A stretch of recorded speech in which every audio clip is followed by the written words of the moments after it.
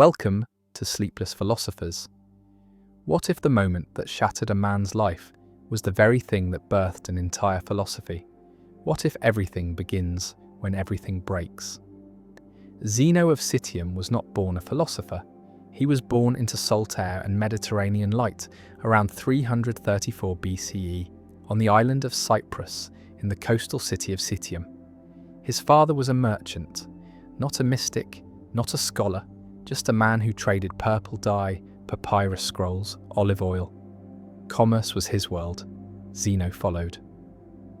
As a young man, he became a trader himself. He boarded ships, he studied ledgers, he navigated ports lined with shouting men and clattering bronze. He was practical, profit-driven, grounded in the arithmetic of trade. And then it ended. Somewhere between Phoenicia and Athens, his ship went down. Some say it was a storm, a sudden break in the sky that tore the sails and scattered cargo into black water. Others say pirates, some say fate, but the details were never the point. The point was that Zeno lost everything. His cargo, his fortune, his future. Imagine the silence of the shore afterward. Clothes wet with seawater, pockets empty, future unknown. No way back, no way forward, just Athens. Just wandering, just failure. But philosophy often begins where plans collapse. Zeno entered a small bookshop. He browsed aimlessly, perhaps looking for nothing. A scroll of Xenophon caught his eye, memorabilia, a tribute to the memory of Socrates. He read a few lines. He paused. He kept reading. Something strange stirred inside him. Not excitement exactly, something softer. A low, persistent feeling of recognition. This, he thought, is real. This speaks not in numbers or goods, but in truth. The bookseller pointed to a man outside. Crates the cynic. There, he said, is one who lives like Socrates. Zeno followed him. Not out of admiration, out of curiosity. Crates was strange. He lived in public poverty. He mocked possessions. He laughed at power. He was ridiculed, spat on, celebrated, and Zeno watched. He became his student, not just in theory, but in lifestyle. Crates taught detachment, shamelessness, self-discipline, that possessions weren't just things, but prisons. Zeno absorbed it all, but he didn't stop there. He wandered between schools. He studied with Stilpo, whose mind was a blade, and with Polemo, whose restraint was legend.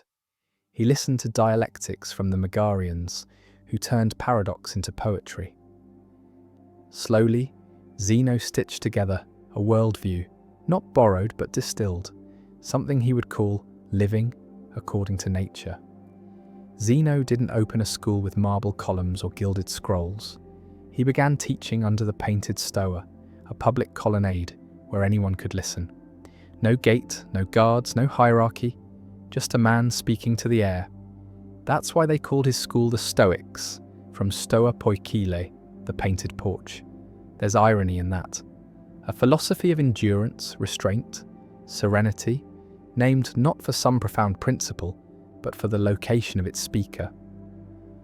Zeno taught that the world was governed by logos, a rational order, divine and inevitable.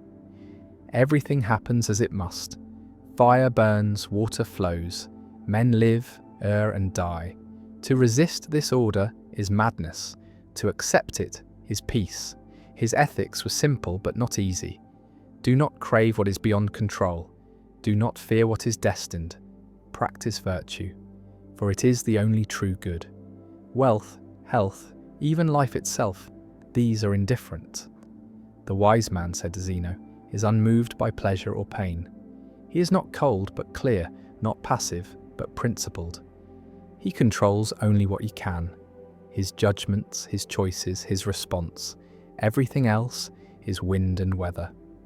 There was something ruthless in his serenity, something unyielding, but also something beautiful. Zeno's life was his argument. He lived plainly, without ornament. He walked barefoot, wrapped in a simple cloak. He ate little. He endured mockery with silence. He was once given a purple robe as a joke. He wore it until it faded. He saw pride as a symptom of confusion. desire, as a misreading of nature. Once, when he was slapped in public, he didn't retaliate. He simply asked, "Should I write your name down?" Power, he believed, lies in understanding, not in domination, not in revenge. The Stoic doesn't become numb.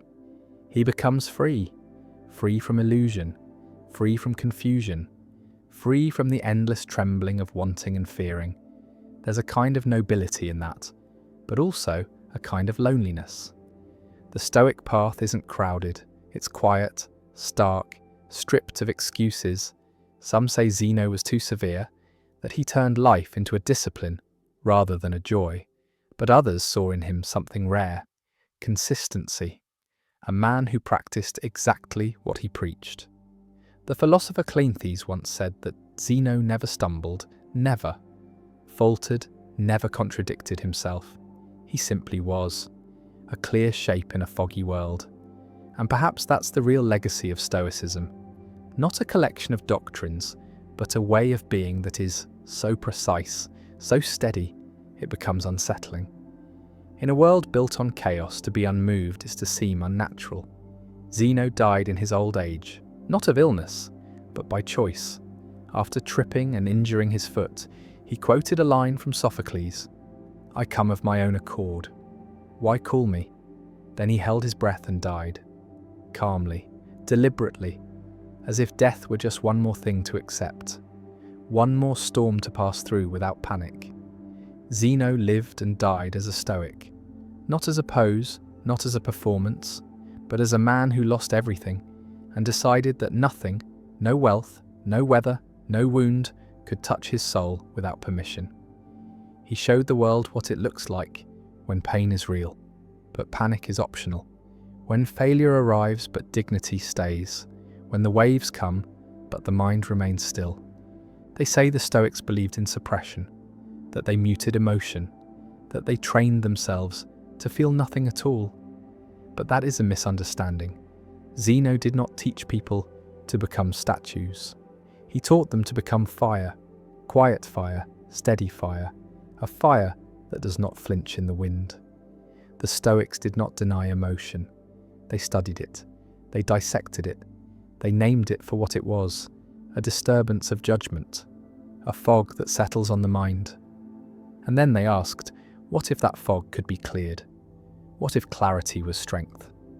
The word Zeno used was apatheia, not apathy as it is misunderstood today, but freedom from irrational passion. It is the peace that comes when the soul is no longer jerked around by every passing pleasure or fear. Imagine a storm, lightning, thunder, chaos. Now imagine standing at its center, calm, untouched. That was Zeno's ideal. Not a denial of the storm, but an internal stillness within it. And yet, beneath that stillness, something else, not emptiness, not indifference, but purpose, heat, fire. The Stoic did not retreat from life. He walked straight into it, fully, but without illusion. Zeno taught that life was like a play. One cannot choose the role, only how to perform it. Whether one is a slave or a king, sick or strong, praised or condemned, these are externals. To be rich is not to be good. To be envied is not to be wise. Most people, he said, chase phantoms. They want recognition, power, approval. They chain themselves to what is outside their control, and then weep when the world does what the world always does. It changes, it betrays, it burns, and yet they do not learn. But the Stoic sees things differently. He looks at life not with despair, but with sobriety. What can I control? My thoughts, my values, my actions. Everything else, fame, fortune, fate, is theatre. It can be observed, but never owned. This clarity was radical. It stood in sharp contrast to the dominant philosophies of Athens. The Epicureans said life was about pleasure. The skeptics said truth was unknowable. The Platonists dreamed of perfect forms in a perfect heaven. But Zeno said, live here, now with what is, love fate, endure calmly, act justly, and fear nothing. Not even death, especially not death. For death, said Zeno, is part of nature. To fear it is to fear the leaf falling from the tree, or the wave returning to the sea. It is not our enemy, it is our mirror. It reminds us to live rightly, now, while breath remains. And here, the psychology begins to emerge. Stoicism is not cold philosophy, it is emotional alchemy. It asks what happens when a man is insulted, and he does not react. What happens when he is rejected, and he remains serene? What happens when all is lost, and he does not crumble? The Stoics were not repressing emotion. They were mastering it, watching it, asking, does this serve me, or is it just noise? Modern psychologists might call this cognitive reframing. Viktor Frankl, a Holocaust survivor and psychiatrist, would later write that between stimulus and response, there is a space. In that space is our power to choose. That space is where the Stoic lives, not reacting, choosing, always choosing, and that choice becomes freedom. There's something unsettling about a person who cannot be shaken. It disturbs others. It feels unnatural. People expect drama, outrage, meltdowns. When they receive stillness instead, they grow suspicious. But this was the point. The Stoic walks through the market, hears the gossip, sees the chaos, and says nothing. He simply remains anchored, grounded in what he knows. That values do not depend on crowds. That virtue is not noise. That inner freedom is the only freedom worth pursuing. And perhaps that is why Zeno gained followers. Quiet ones, disciplined ones, not seduced by pleasure, not frightened by pain. He trained them like an old warrior trains the young, not to fight others, but to conquer the self. For what is anger, if not a failure of self-command? What is envy, if not blindness to one's own worth? What is fear, if not a misjudgment of what can truly harm us? Zeno's teachings slowly spread. No grand declarations, no political movements, just conversations in the shade of columns. Just questions that cut deeper than swords. Can you be harmed by insult? Can you be degraded by poverty? Can you be destroyed by death? Or is your soul stronger than all of these? And slowly, his students began to believe what he believed, that it is better to suffer injustice than to commit it, that it is better to live obscure and virtuous than famous and hollow, that the man who has mastered his mind is unbreakable. In a world of constant change, he remains steady. In a world of craving, he is content. In a world of deception, he is true. There is something ancient in this strength, something primal, not rage, not dominance, something deeper. The lion who watches, the mountain that does not move, the fire that burns quietly, long after the loud ones die out. This was Zeno's fire, the fire of the Stoic. Zeno believed that pleasure is not the good and pain is not the bad. Not because he didn't feel them, but because he saw them for what they were, passing sensations, unpredictable, seductive, and often misleading. The body cries out in pain and whispers in pleasure, but the soul, he taught, must remain the same. This wasn't masochism, it was clarity. And to grasp that clarity, one must first ask, what makes something truly good? Is it wealth, health, comfort? Zeno said no, for these things can vanish in an instant. They are gifts of chance, not character. A fever can erase your health. A thief can erase your fortune. One wrong word, and admiration turns to slander. If something can be taken from you without your consent, how can it be your true possession? Pleasure often masquerades as good, and pain masquerades as evil. But Zeno saw through the masks. A man may feel pleasure while betraying his principles. A man may suffer while remaining virtuous. Who then is truly well? The one who remains good, regardless of sensation. The one who remains upright in pain and undistracted in pleasure. It sounds severe, it is. But it is also strangely liberating. Because if good and evil lie not in circumstance but in conduct, then nothing the world does can corrupt you, and nothing it gives you can complete you. Zeno taught that the wise man does not chase after comfort, nor does he flee from pain. He simply accepts both as they come, and judges neither. It was this view that set Stoicism apart from hedonism, which saw pleasure as the aim of life. Zeno disagreed. He saw pleasure as a siren, enticing but ultimately unreliable. Pleasure often leads to dependency. It can be used to enslave. It conditions the mind to expect ease, and when ease vanishes, as it always does, the soul becomes frantic, unstable. The same is true of pain. Pain teaches fear, avoidance, self-pity.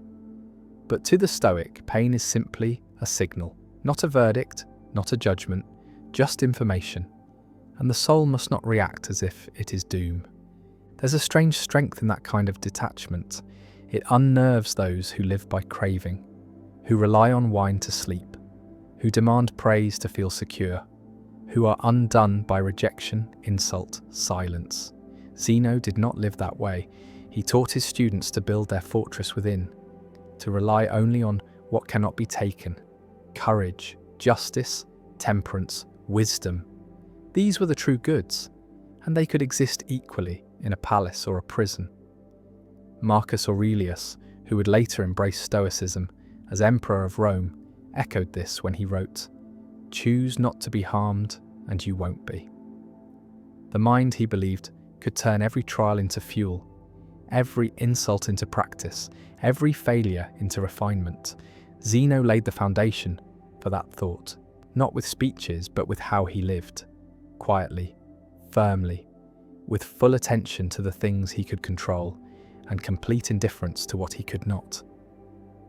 This inner division between what depends on us and what does not is at the heart of Stoic psychology, and it remains relevant today, because anxiety, at its root, is the confusion between the two. People worry about what others think, what might happen, what they cannot predict. But Zeno would ask, is that your judgment? Is that your value? Then tend to it, and leave the rest. This kind of thinking requires daily practice, not theoretical study, but real self-examination. Am I disturbed because of the thing itself, or because of my opinion about it? This question, drawn from Epictetus, one of Zeno's later Stoic descendants, has immense power. Because once the mind learns to pause between event and emotion, it begins to see clearly. It begins to resist manipulation. It begins to endure with dignity. Zeno taught that the wise man feels pain like anyone else. He bleeds, he grieves, he stumbles, but he does not let these moments define him. He does not let them shake his core. He remains centered, not because he is numb, but because he is trained. Like a sculptor chiseling away falsehoods, he carves away every unneeded attachment until only virtue remains. This is not easy. It is not comfortable, but it is free. And freedom for the Stoic is not the power to do whatever one wants. It is the power to not be ruled by what one wants. Zeno believed that the man who controls himself is more powerful than the man who controls nations. And history has proven this in dark, quiet ways. Viktor Frankl, surviving Auschwitz, discovered that everything could be taken except his inner response. Nelson Mandela, imprisoned for decades, emerged not broken, but whole. Their strength was Stoic, whether they used the name or not. In modern psychology, this same power is now framed as emotional regulation, cognitive reframing, resilience. But the Stoics knew it first. They knew that the mind becomes what it practices. If it practices complaint, it becomes bitter. If it practices avoidance, it becomes fearful. But if it practices endurance, gracefully, honestly, without resentment, it becomes strong. Zeno's life was that practice. He was not without pain. He lived through failure, through poverty, through ridicule, but none of it destroyed him, because none of it touched his essence. That, to him, was the Stoic triumph. Not to eliminate pain, but to see through it. Not to escape life, but to meet it head-on. Fully aware, fully composed. And what about pleasure? The Stoic does not hate it. He simply does not need it. He can enjoy a meal without gluttony, a friend without dependency, a moment of joy without craving more. Because he does not cling, He does not grasp. He lets things pass through him without becoming him. That is why the Stoic smile is different. It is not giddy. It is not wide-eyed. It is a calm, subtle knowing. It says, I have seen the fire, and I am not afraid. I have seen the feast, and I am not seduced. I walk with the same mind through fortune and famine, because my compass is within, because my peace does not depend. That was Zeno's message. That was the quiet revolution he started on that painted porch in Athens. And it continues today in boardrooms, in hospital beds, in traffic, in heartbreak. Every time a person chooses principle over panic, clarity over comfort, truth over approval, they are living what Zeno taught. Not because it's easy, but because it's real. Because pain will come, pleasure will vanish, but the soul, if trained, remains untouched. Desire, Zeno taught, is not just longing, it is distortion, a bending of the mind towards something it imagines will bring happiness, comfort, power, or escape. But what if that image is false? What if desire is not a sign of truth but of ignorance? Most people believe that to want something is natural. To pursue it is strength. To acquire it is success. But Zeno saw desire as dangerous, not because it seeks, but because it assumes. The mind creates a picture, attaches itself to that picture, and then suffers when reality refuses to comply. A man desires wealth.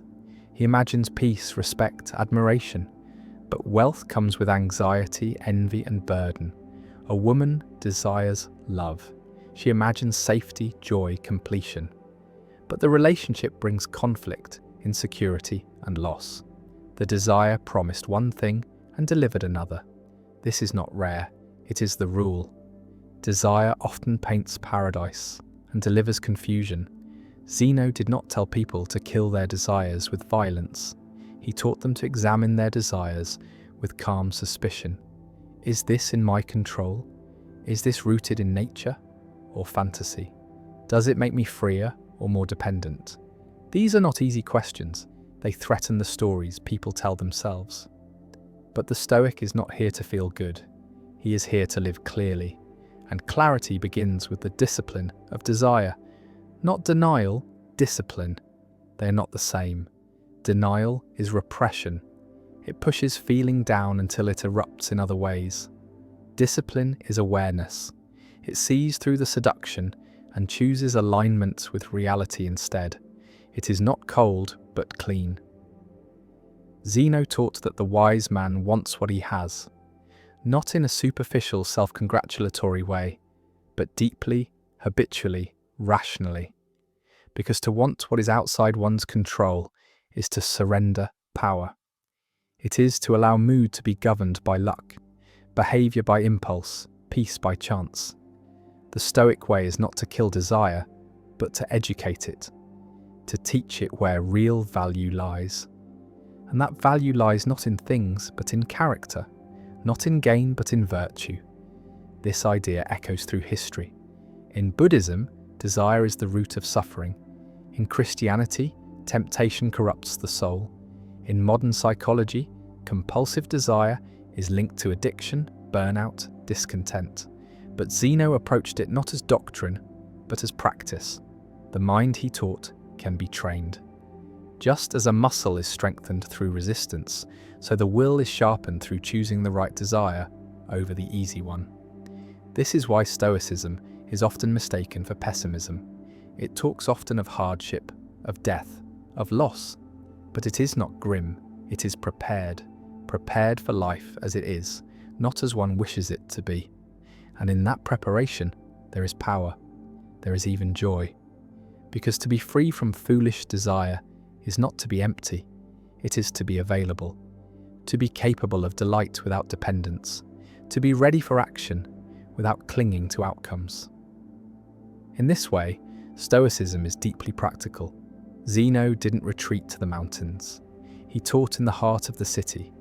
He dealt with people, politics, unpredictability, and he knew the greatest danger is not what the world does, but what the mind wants it to do. Most people demand that the world match their expectations. When it doesn't, they panic, rage, despair, but the Stoic reverses the equation. He adjusts his expectations to the world. Not passively, but wisely. He does not demand a calm sea, he becomes a steady sailor. And this begins with desire. What do I truly need? What can I truly control? Do I desire justice or just victory? Do I desire love or just comfort?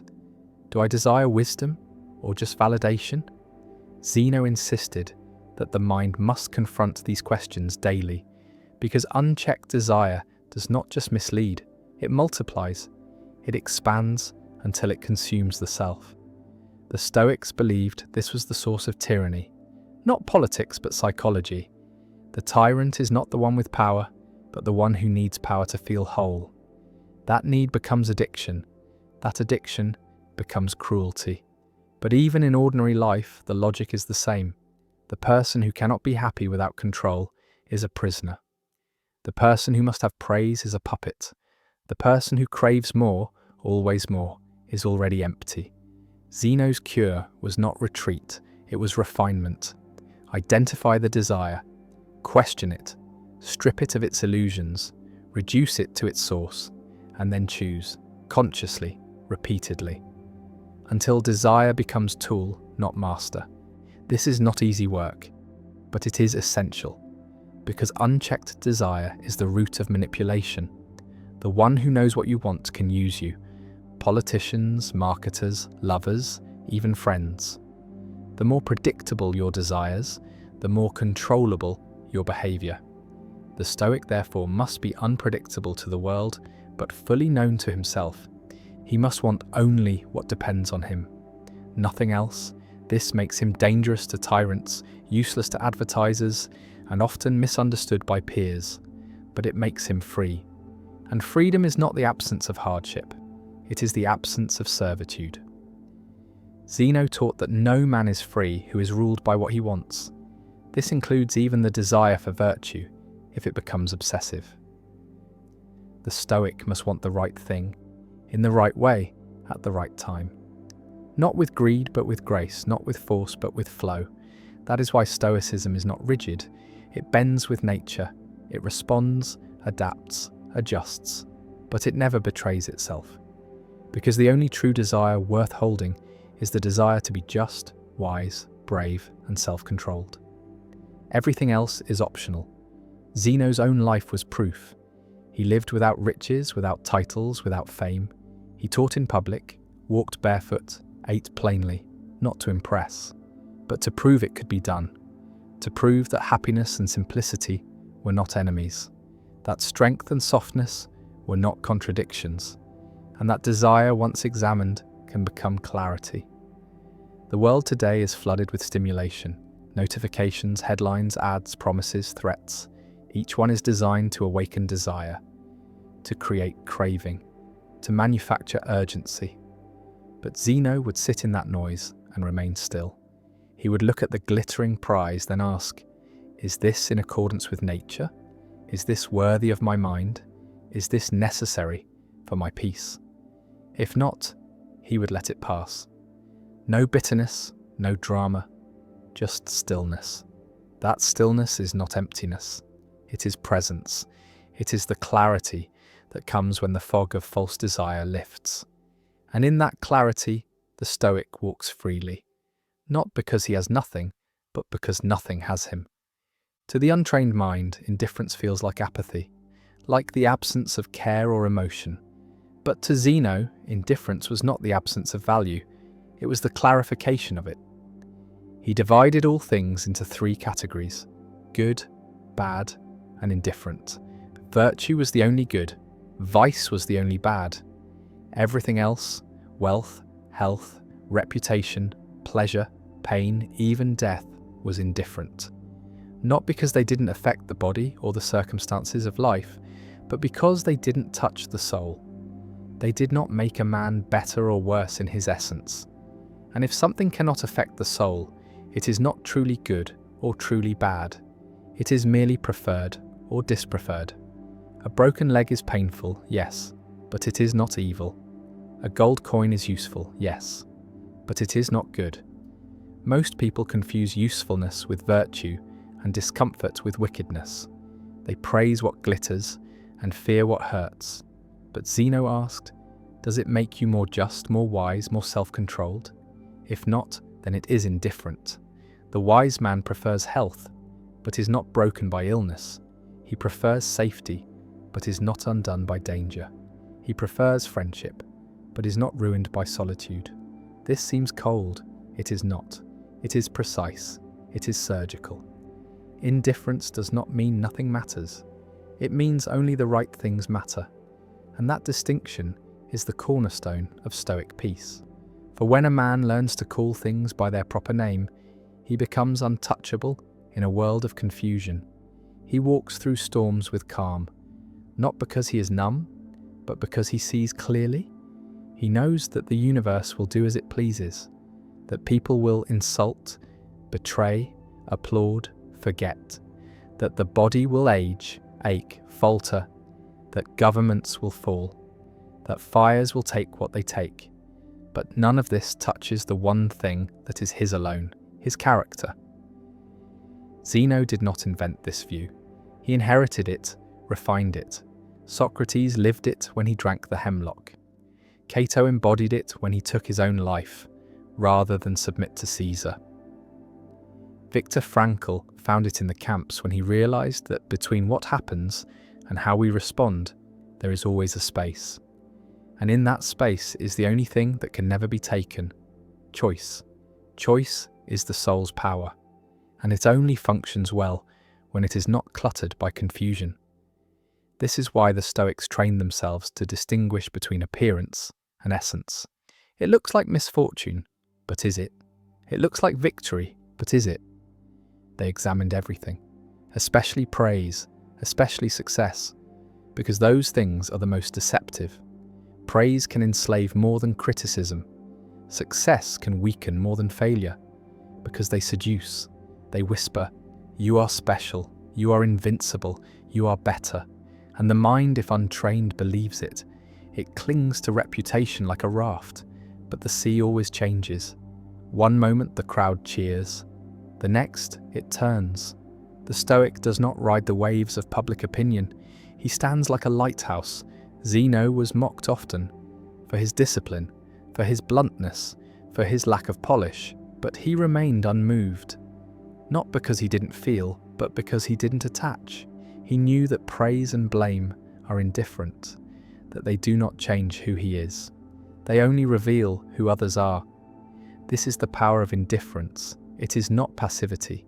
It is resistance to illusion, and it must be practiced daily, in small moments, when someone interrupts, when something breaks, when plans fall apart. These are the tests, not grand emergencies, but the quiet stings of everyday life. The Stoic trains for these. He prepares not by wishing them away, but by welcoming them. Let whatever happens, happen, Zeno taught. What is meant for me will shape me. This is not fatalism. It is realism, armed with virtue. It is the refusal to be ruled by externals. Because externals are wind. They cannot be held. But virtue is weight. It anchors, it holds fast. And it must be chosen, not once, but continually. Zeno did not teach indifference as a retreat. He taught it as a sharpening of priorities. Do not waste emotion on what cannot be changed. Do not stake your peace on what can be lost. This applies to everything. A Stoic does not hate wealth, but he does not kneel before it. He does not avoid power, but he does not serve it. He does not shun pleasure, but he does not need it.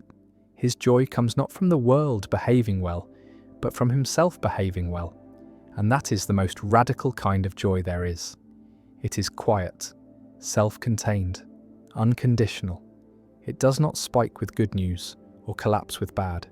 It flows steadily, like a mountain stream beneath the snow. This is not how most people live. Most people chase joy like a mirage, always needing more, always afraid it will end. But Zeno taught that real joy begins when needing, ends when one no longer expects the world to deliver happiness, when one creates happiness through alignment with virtue. That is the true function of indifference. It clears the field. It removes distractions. It allows the soul to focus on what truly matters. And what matters is not what happens, but how one responds. Not what one owns, but what one is. This principle is not abstract. It applies in arguments, in disappointments, in betrayal, in illness, in aging, in loneliness. Each of these can be met with two minds, one that resists, complains, flails, or one that accepts, reasons, chooses. The Stoic chooses, always chooses. That choice is sacred, and it is protected by indifference. Indifference is the shield, not against pain but against panic, not against change but against confusion.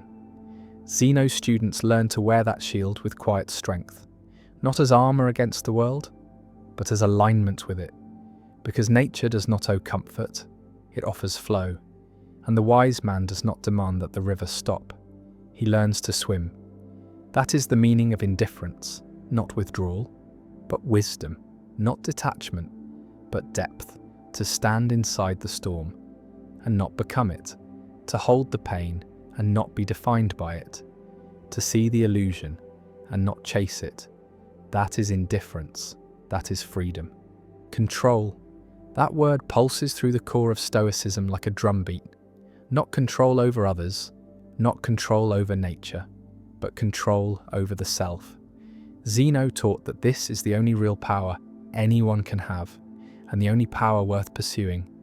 Not because the external world is unimportant, but because it is unstable, shifting, unpredictable. It cannot be trusted to obey desire. People will lie, accidents will strike, fortune will vanish, and even the body will betray. The Stoic sees all this and does not flinch. He understands that trying to control the uncontrollable is the root of most suffering, that the human mind, when it confuses its role in the world, begins to fall apart. It begins to imagine that others should behave better, that events should unfold fairly, that plans should succeed just because they are noble. But Zeno said no, nothing should happen except what does happen. The world is not a mirror of desire, it is a mirror of nature. And nature does not flatter. It acts, it unfolds, it breathes, burns, builds, breaks. And the wise man, knowing this, chooses to command only what is his judgments, his impulses, his actions. This inner territory is small, but infinite. It is the battlefield on which every real war is fought. Not with swords or laws or wealth, but with choices. How do I see this? What does it mean to me? How will I respond? These are the only weapons the Stoic carries, and he trains with them every day, because the world will offer countless chances to lose control. Someone insults him, something he loves is taken, a goal fails, a fear grows. These are not rare events, they're daily. The Stoic must be ready, not by stiffening, but by clarifying. Is this in my power? If yes, act. If no, accept. That simple distinction is everything. And yet, it is the hardest thing to learn. Because ego resists it, emotion resists it, the culture resists it. Everywhere, people are told they must master their environment to feel peace. That happiness depends on achieving, possessing, winning. But Zeno said that is a trap. It leads to endless striving, endless anxiety, endless fragility. Because when your peace depends on outcomes, you are never at peace. When your worth depends on approval, you are never free. So the Stoic flips the equation. Peace is not the result of control. Control is the result of peace. And peace begins within. The mind must be governed gently but firmly, like a city under wise rule. Thoughts must be examined, emotions must be understood, impulses must be questioned. This is not repression, it is reflection. The Stoic is not emotionless. He is emotionally literate. He knows the difference between pain and panic, between love and addiction, between anger and action. He does not fear emotion. He studies it. He names it, he asks what it wants, and then he decides, is this useful? Is this worthy? Is this true? And if not, he lets it go, not by force but by clarity. The ancient Stoics practiced this in every moment. Seneca wrote about it while watching his wealth vanish. Epictetus taught it while living as a slave. Marcus Aurelius practiced it while ruling an empire plagued by war and plague. And Zeno laid the first stone, with nothing. No riches, no power. Just a broken ship, a ruined plan, and a mind determined not to be ruled by anything it did not choose. That is where the Stoic begins, in failure, in frustration, in the ashes of illusion. Control is not about triumph, it is about discipline, and discipline is a form of love, not punishment, not rigidity, but care. The care of a gardener pruning for growth, the care of a craftsman shaping truth from stone. Zeno taught that the soul must be shaped this way, with intention, with patience, with resolve. And like any craft, it demands repetition. Every day, the Stoic asks, what is in my power today? My words, my deeds, my thoughts, everything else is not mine. And if it is not mine, I will not waste my soul on it. This is not detachment, it is stewardship. A fierce, quiet commitment to self-governance, because the ungoverned soul is not free. It is chaotic. It is dragged by impulse, manipulated by praise, shattered by criticism, lost in distraction. But the governed soul is clear. It sees pain but does not obey it. It feels temptation but does not kneel to it. It knows death but is not haunted. This is not easy. The world does not reward this kind of strength. It often punishes it, because a person who cannot be manipulated cannot be controlled. The Stoic is calm when others rage. He is quiet when others boast. He is still when others scatter. And this makes him strange, but also powerful. Because power, real power, is not dominance. It is independence. It is the ability to act rightly, regardless of circumstance. Zeno knew this. He practiced it daily, not by preaching but by living. His students saw him endure hunger, insult, obscurity, and they saw that nothing reached his core, that his soul was his own, that he lived what he taught. And so they followed. Not to escape the world, but to engage it better, with less illusion, with more presence, because when control is internal, the external loses its grip. You can face hardship with grace. You can face pleasure without losing balance. You can speak truth without fearing response. And that is the quiet war Zeno fought. Not against the world, but against confusion. Not to conquer others, but to command himself. Every day he won that war. Not always perfectly, but steadily, consistently, patiently, until even his death was an act of discipline, a final affirmation of control. He tripped, hurt his foot, saw it as nature's signal, and he obeyed not with fear but with peace. He held his breath and let go. That is control. That is freedom. Zeno did not teach death to be feared. He taught it to be understood. Not as a monster waiting at the edge of life, but as a shadow that walks beside it, a reminder, a mirror, a final teacher. The Stoics were obsessed with death not out of morbidity, but out of clarity.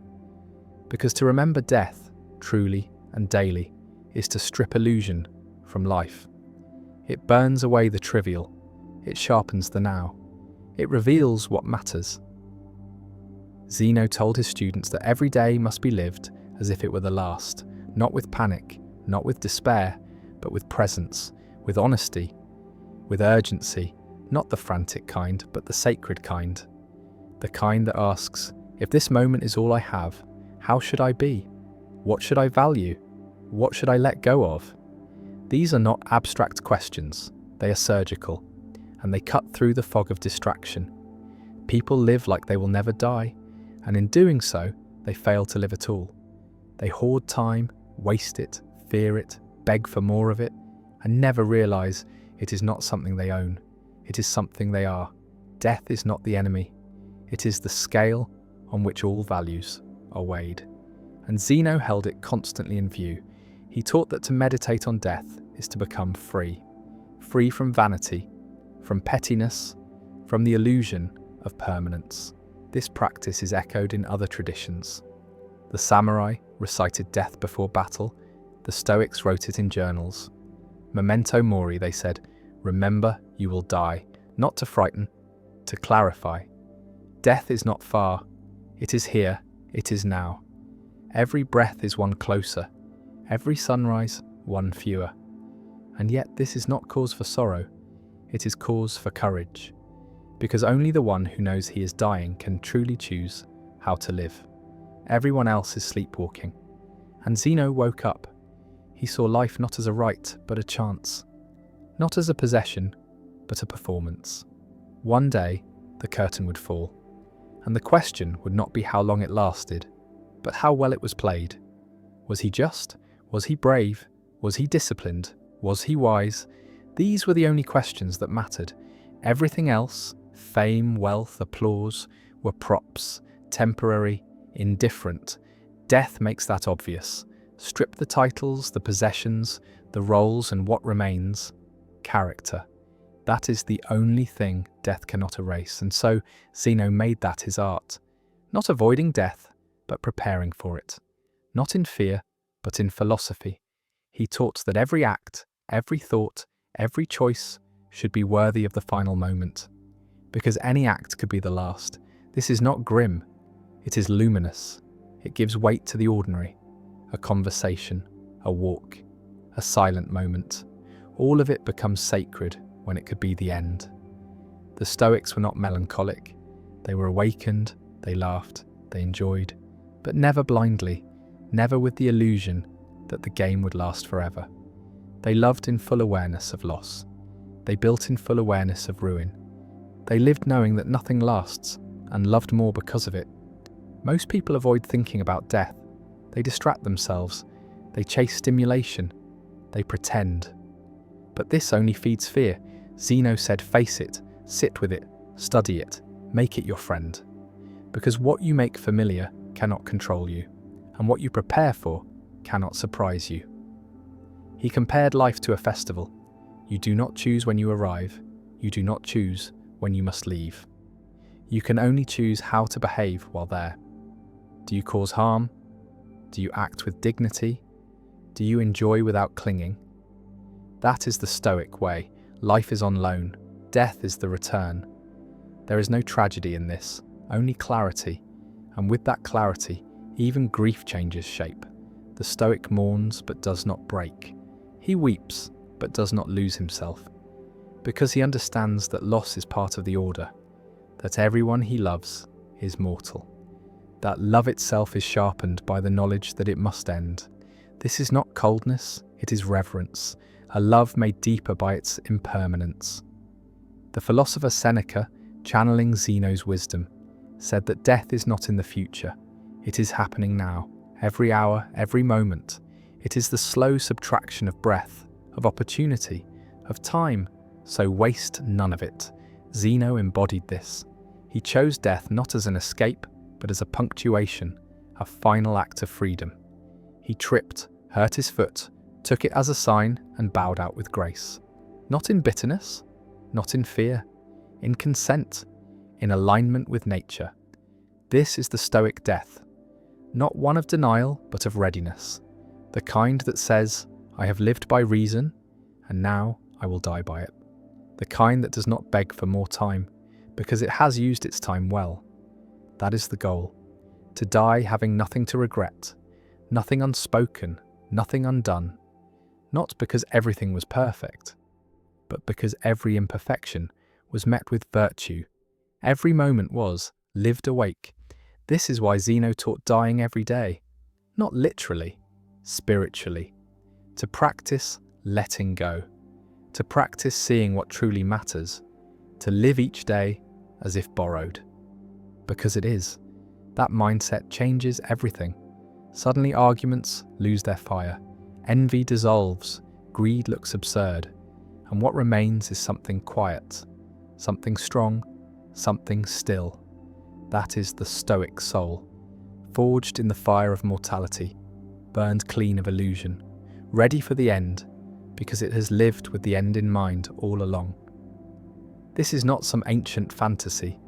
It is a modern need. In a world that sells distraction, noise, and false promises of forever, the Stoic whispers a different message. You will die. And that is not a curse.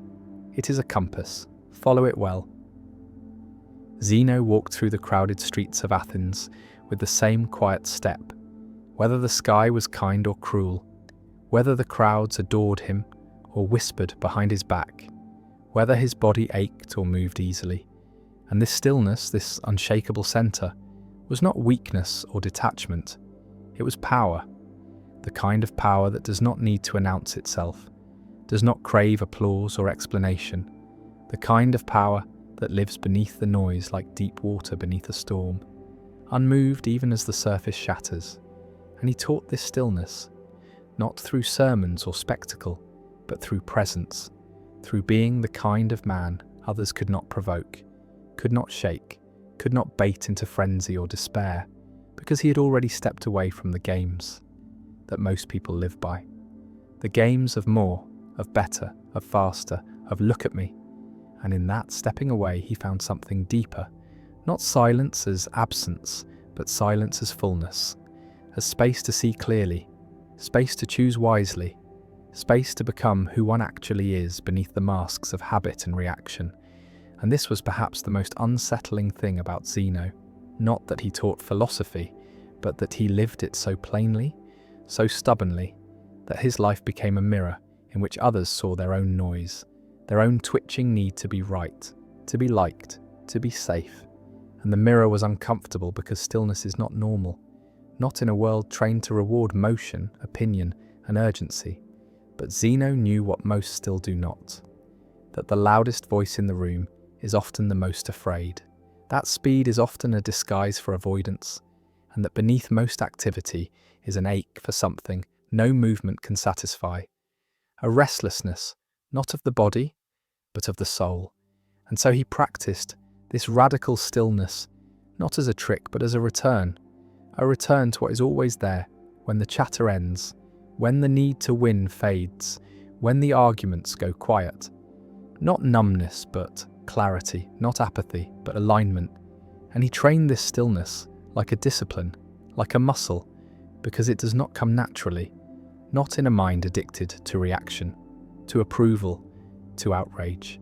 And yet it is within everyone, this place of calm, this home beneath the storm. And Zeno taught that philosophy is not a shield against pain.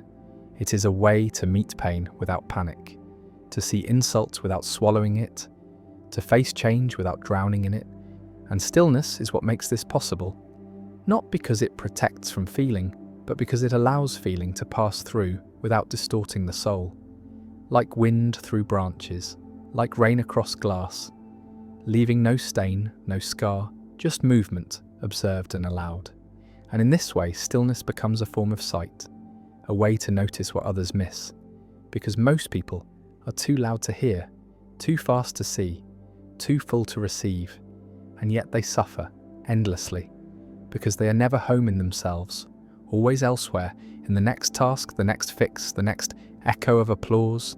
And Zeno refused that life, not by becoming a monk or recluse, but by remaining rooted in the middle of the chaos, unhooked from its rhythm, like a tree that does not chase the wind, but lets it pass. And in that image is the Stoic soul. Not rigid, not cold, but deeply grounded, able to bend, able to move, but never losing its centre. And this practice of inner stillness is not glamorous, not dramatic. It is quiet work, daily work, the work of sitting with discomfort instead of fleeing, of asking, what is mine to control, in every moment of tension, and then releasing what is not, releasing it without resentment, because resentment is noise, because bitterness is bondage, and the Stoic does not serve his anger. He watches it, learns from it, then lets it go, not because he's above it, but because he refuses to be ruled by what clouds his vision. And in doing so, he becomes dangerous, not to others, but to the machinery of manipulation. because you cannot control a man who is still, who does not need your approval, who does not fear your rejection, who does not chase what you offer or flinch from what you threaten. And that is why the Stoics, though often mocked in their time, were also respected, even feared, because nothing is more unsettling to the status quo than a person who does not need it. And this stillness, this independence of soul, is not just for monks or sages, it is for anyone willing to question the noise, to stop long enough to ask, is this mine? Is this true? Is this useful? Because most of the noise is not, and once you learn to pause before reacting, to breathe before believing, to wait before wanting, something opens, something ancient, something calm, and this is what Zeno offered. Not a way to escape the world, but a way to be in it without being consumed. By it, a way to walk through fire and not be ash, to lose and not be lost, to face death and not be undone. And that begins not with great ideas, but with small moments, the moment when someone cuts you off, and you choose stillness over fury, the moment when the email stings, and you choose clarity over defense, the moment when you are alone, and you choose presence over distraction. And each moment is a practice, each one a chance to strengthen the root, to deepen the quiet, and over time, the noise loses its grip, and the soul becomes light. Not in weight, but in luminosity, in precision, in freedom. And then even suffering becomes different. Not less sharp, but less defining, because pain will come, yes, and so will loss and fear and disappointment. But the Stoic meets them with stillness, not to stop them, but to stand within them, to move through them unbroken.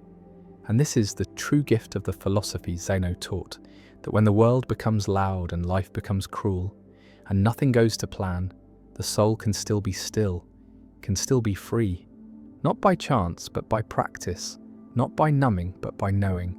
And that knowledge is what quiets the storm inside and leaves only the sound of breath, of presence, of peace. Fortune is a master of disguise. Sometimes she arrives as joy, other times as ruin, but her face is always temporary, and her promises are never sincere. Zeno knew this. He saw fortune not as a gift, but as a test. Not because she was cruel, but because she was empty, unpredictable, indifferent, a tide that lifts one man and drowns another without reason or fairness. And yet most people serve her like a goddess, sacrificing peace, character, and sleep at her altar, begging for her favour, trembling at her withdrawal. They build their identity around her visits, who they are when she smiles, who they become when she vanishes. But Zeno taught that fortune cannot give or take what matters most. It can't touch virtue, it can't grant wisdom, it cannot corrupt the soul unless the soul lets it in. The Stoic does not hate fortune, he simply does not rely on her. He greets her like weather, useful perhaps, but never personal. She brings wealth, fine, poverty, also fine, love, fame, health, disaster, all indifferent. The only true harm is vice. The only true good is virtue. Everything else is circumstance, and circumstance changes with the wind. This isn't pessimism, it's precision. Because once the mind stops clinging to fortune, it stops fearing loss. Once it stops expecting comfort, it becomes capable of resilience. That's the paradox. Fortune is most dangerous when she seems kind, because in those moments, she makes us soft, dependent, forgetful. When life is easy, the muscles of discipline wither, the clarity of purpose fades, the hunger for truth dulls, and when misfortune comes, as it always does, the unprepared soul collapses. But the Stoic trains for both. He prepares in ease for hardship. He remembers in comfort that comfort is not owed. He sharpens his mind while the world is soft, so that when it turns sharp, he does not bleed. This training is not glamorous. It is quiet, daily, intentional. Zeno taught that the wise man builds his joy not on what he has, but on who he is. That way, when fortune strikes good or bad, he remains the same. Whole, grounded. He may smile at gain, but he does not chase it. He may grieve at loss, but he does not drown in it, because he understands that fortune is a visitor, not a foundation. Build on her and everything falls. Build within and everything holds. This is the Stoic architecture of the soul. It's not fragile, it's not flashy, but it's real, and it's free. That freedom threatens those who serve fortune, because if someone cannot be bribed with reward or broken with punishment, how can they be controlled? They cannot. That's why the Stoics were seen as dangerous. Their peace didn't come from winning, it came from letting go. And in a world obsessed with winning, that kind of detachment looks insane. But it's not insanity, it's sanity, purified. It's vision, focused. Zeno himself lived without riches, without rank, without safety. And yet he walked with a composure that shamed kings, because nothing they had could tempt him. Nothing they threatened could unmake him. He had already chosen his values, and once that choice is made, fortune becomes irrelevant. The modern world still hasn't learned this. It sells fortune on every screen. It teaches that success is the cure for suffering, that more is the answer to emptiness, that the good life is out there, waiting to be claimed. But Zeno would ask, claimed by whom? A mind addicted to pleasure? A soul unexamined? A heart that breaks at every storm? That's not a cure. That's another symptom. The Stoic path begins when we stop chasing fortune and start questioning it. What does it offer that I truly need? What has it ever given without cost? What part of me grows stronger because of it? And what part weakens? These are not popular questions, but they are essential. Because until they're asked, the soul remains vulnerable, exposed. It celebrates gain as if it were truth. It mourns loss as if it were identity. It becomes a mirror of circumstance, not a light in the dark. And Zeno knew the danger in that. He saw how easily people bend when fortune whispers sweetly, how quickly they forget what matters, how eagerly they trade their core for comfort. That's why he urged detachment, not coldness but clarity, not withdrawal but discernment, to enjoy what comes without depending on it, to love what lives without needing it to last, to accept what leaves without becoming less. That is the Stoic strength, and it's born not in books but in moments. When a job is lost, when a dream fails, when a body breaks, the untrained soul panics, screams, collapses. But the trained one, the one who knows that fortune has no loyalty, that fate owes nothing, that peace is not outside but within, he breathes, he bows to nature, he chooses virtue, and he walks, forward even wounded. That's power, that's real fortune, not what the world gives but what the world cannot take. Marcus Aurelius, emperor and Stoic, faced war, betrayal, plague, and still wrote, "It is not things that disturb us, but our opinions about things." That echoes Zeno. The event is nothing. The judgment is everything. Change the judgment, and the event loses power. This is not denial, it's mastery, and it must be cultivated moment by moment. Fortune will always test it, with praise, with pain, with silence, with noise.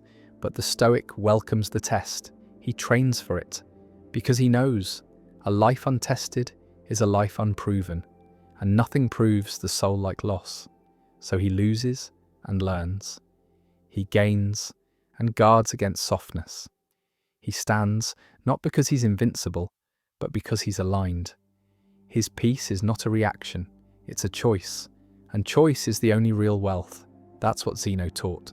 Not that fortune is evil, but that it is irrelevant, a distraction, a guest, a mask, useful only if seen clearly, dangerous if worshipped blindly. And in that clarity, the Stoic lives untouched. Because when fortune knocks, he opens the door with a smile, not a hunger. He greets her with grace and lets her go with thanks, because he was never hers. He belongs to reason, to virtue, to the truth beneath appearances. And that truth cannot be bought, cannot be broken, it simply is. Zeno understood what few ever realize, that the greatest strength a human being can wield is not dominance, but restraint. and not because restraint is passive or weak, but because it burns with a fire more disciplined, more enduring, more dangerous than rage, desire, or ambition ever could be. Restraint is not suppression. Suppression is brittle. It breaks under pressure. Restraint is power channeled, shaped, held back by choice. It is the fire that doesn't scorch, the storm that doesn't destroy, the impulse that rises and is met by reason instead of reaction. Most people believe they are free when they can do whatever they want. But Zeno taught that true freedom comes from the ability to not do what you want when doing so would harm your soul. Freedom is not following impulse, it is mastering it. The Stoic does not kill emotion. He tames it. He gives it form. He teaches it rhythm. Like a musician taming noise into music, like a sculptor carving beauty from stone. And restraint is the chisel. It is the ability to pause, to wait, to hold fire without flinging it, to feel desire without becoming its servant, to know how to speak and choose silence, to know how to strike and choose mercy.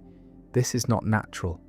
It is practiced, it is earned, and it is misunderstood because it does not impress the crowd. It does not shine, it does not shout.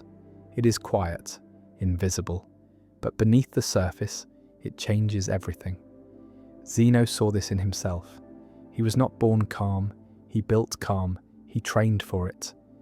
When insulted, he responded not with revenge, but with questions. When anger stirred, he sat with it until it softened. He didn't pretend it wasn't there. He didn't lie to himself. He simply refused to be its puppet. That's the work. To feel the heat rise in the chest and still breathe. To feel the ego swell and still listen. To feel the craving twist inside and still wait. Most people mistake that for weakness, but there is no greater act of strength than choosing what aligns with virtue instead of what pleases in the moment. The moment is always hungry, the soul must not be, and restraint feeds the soul by starving the illusion that every feeling must be obeyed. Zeno called this harmony, when impulse bows to wisdom, when force serves justice, when silence carries more truth than speech. It's not a rejection of life, it's its refinement. It's knowing that not every mountain must be climbed, not every urge must be followed, not every truth must be said. Because wisdom is not knowing what is right, it is knowing when and how. The world rushes, the Stoic waits, the world demands, the Stoic chooses, the world reacts, the Stoic reflects. And in that reflection is power, not because it controls others, but because it controls the one thing that truly matters, the self. Epictetus, who followed Zeno's path, said that anyone can be angry. That is easy. But to be angry with the right person, in the right way, at the right time, for the right reason, that is rare. That is restraint. And restraint is what keeps power from becoming tyranny, passion from becoming addiction, speech from becoming harm. It is the fulcrum on which all virtue balances. Without it, justice becomes vengeance, courage becomes recklessness, love becomes possession. Zeno taught that even goodness must be restrained, because without measure, goodness becomes pride, and pride corrupts. So the Stoic doesn't just do right, he does it rightly, with care, with humility, with awareness, and that awareness is born in stillness, the kind of stillness that watches before acting, that studies before deciding. It is not hesitation, it is command, and it is this command that gives the Stoic a presence others feel but can't explain. He walks into a room and something quiet follows. Not authority from status, but from alignment. People sense it, the restraint, the power held in reserve, the mind that won't be baited, the heart that won't be sold, and they are drawn to it. Because in a world of noise and heat, restraint is magnetic. It feels like sanity, like peace, like something ancient and rare. Zeno did not preach this with drama. He lived it in small consistent acts. He wore simple clothes. He ate plain food. He walked even when others rode, not to suffer, to simplify, to remove the friction of excess, to clarify what truly mattered. And in that simplicity, restraint grew easier, because there was less to manage, less to want, less to defend. And what remained was essence, discipline, focus, joy, not the high of indulgence, the quiet joy of being in harmony with oneself. That is the gift of restraint. It frees energy, it deepens attention, it makes room for truth. The modern world hates restraint. It teaches expression as religion. Every thought must be posted, every feeling shared, every desire validated. But Zeno would ask, what if the highest expression is restraint? What if not reacting is the truest response? What if power lies not in doing, but in being? The Stoic path is not the path of suppression. It is the path of mastery of the self. And the proof of that mastery is restraint, not as a cage, but as a compass, guiding the soul through chaos with dignity, with clarity, with fire that warms but does not consume. That is the fire Zeno carried, and he passed it on, to students, to strangers, to centuries. Because once seen, restraint inspires, not fear, but trust, not obedience, but reflection. It reminds us of what we could be, if only we stopped obeying our worst impulses and started listening to our best selves. And that listening, that practice, is the beginning of everything, of peace, of courage, of freedom. And Zeno knew, as all Stoics do, that it is a practice that never ends. Each day, another test, another urge, another spark, and each day, a chance to hold the flame, not let it hold you. Zeno never truly belonged, not in the way people long to belong. He was not born of Athenian soil, not shaped by its politics or privilege. He arrived a stranger, shipwrecked, disoriented, quiet. And in that dislocation, something extraordinary took root. Because exile, for many, is a wound. But for Zeno, it became a doorway, a strange kind of freedom. When you do not belong, you are no longer expected to conform. You see the customs, the masks, the theatre of belonging from the outside. You see how people play roles they didn't choose, how they believe what they're told, how they chase what they're supposed to want. And standing outside that, you begin to ask different questions. What is all this for? Why do they fear so much? Why do they cling to titles, possessions, outcomes, as if they will save them? And then perhaps the hardest question of all. What happens if I stop playing? What happens if I stop pretending that fortune, applause, and identity are real? This was Zeno's question, and it made him dangerous, because the outsider who stops playing becomes unpredictable. He cannot be flattered or bribed or frightened. He has no stake in the illusions that govern others.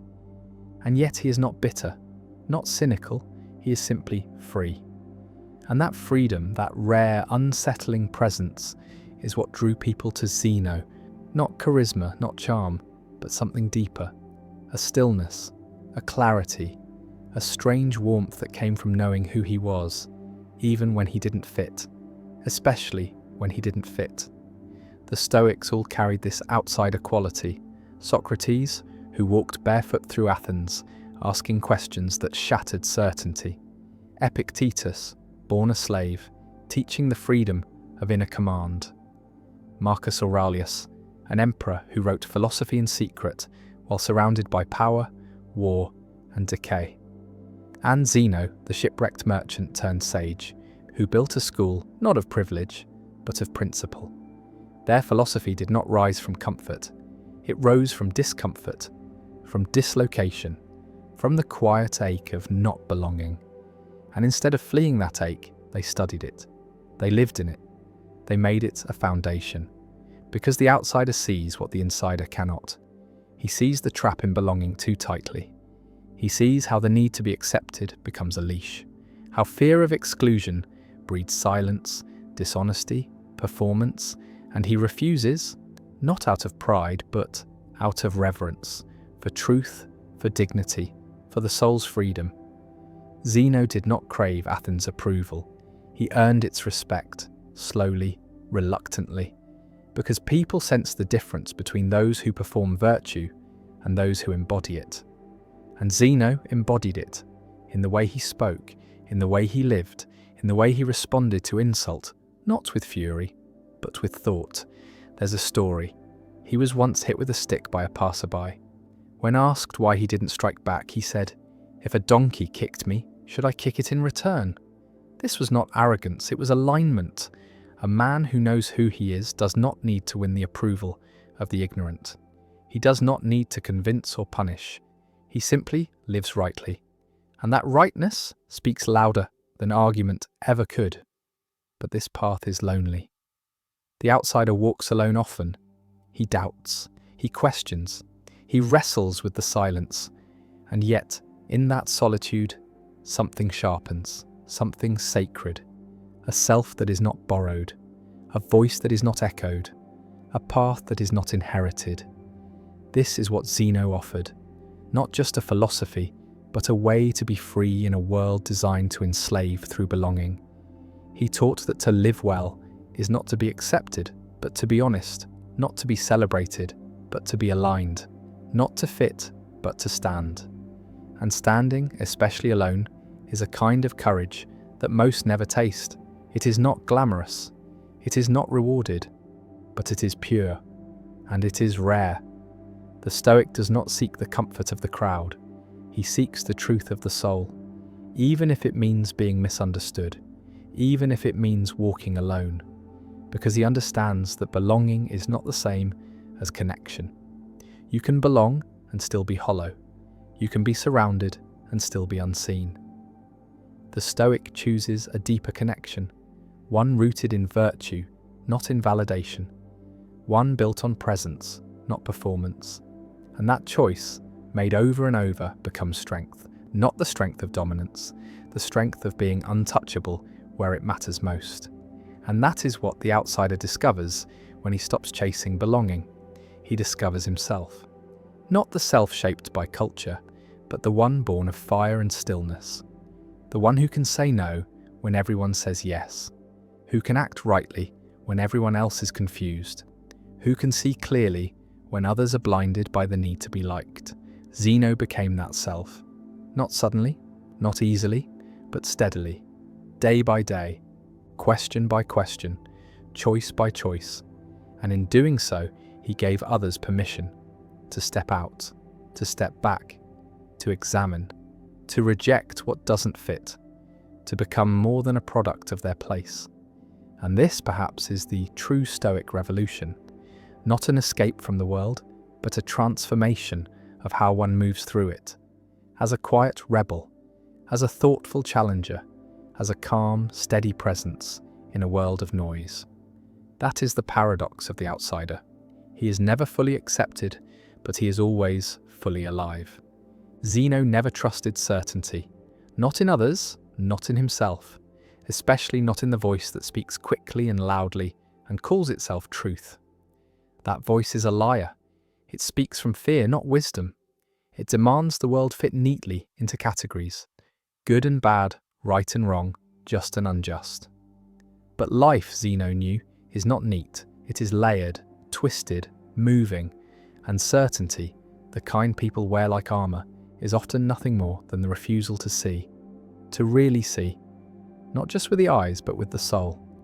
The Stoic doesn't cling to certainty. He questions it, slowly, gently, relentlessly, because he knows that much of what feels true is just familiar. Repetition masquerading as reason. What is comfortable is confused for what is correct. What is common becomes what is claimed to be universal. But the Stoic sees through it. He sees how the mind defends itself from discomfort with stories, with absolutes, with tribal truths. He watches how people become trapped in their own opinions, not because those opinions are wise, but because they're woven into identity. And identity, once fixed, becomes brittle. People stop growing when they become sure. They stop listening. They stop seeing the full shape of things. Zeno taught that real wisdom begins with doubt. Not the paralyzing kind, the sharpening kind. The kind that says, perhaps I am wrong. Perhaps I have missed something. Perhaps what I hate is misunderstood. Perhaps what I admire is flawed. That kind of doubt opens the mind. It humbles the soul. It creates space for transformation. And transformation is the Stoics' real work. Not to be always right, but to become more right over time. Slowly. By confronting error without shame. By seeing ignorance not as failure, but as the beginning of understanding. Most people can't do this. Their egos are too loud, their beliefs too fragile. They think changing the mind is a weakness. They think being wrong means being lesser. But Zeno taught the opposite, that the willingness to admit error is the sign of strength, that only the wise can say, I was wrong. Only the strong can say, I don't know. Only the truly grounded can allow their views to shift without losing their sense of self.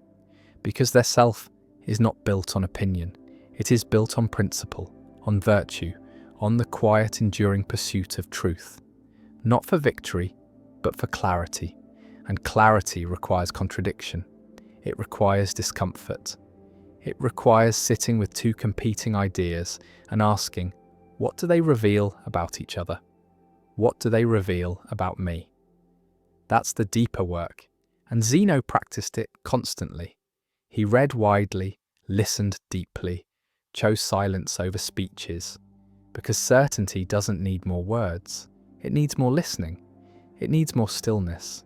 It needs the humility to admit that what seems obvious might be false, that what feels urgent might be manipulation, that what everyone agrees on might be madness in disguise.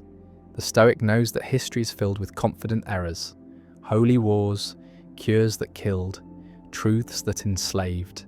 Every age has its blind spots, and every person carries some of those blind spots within.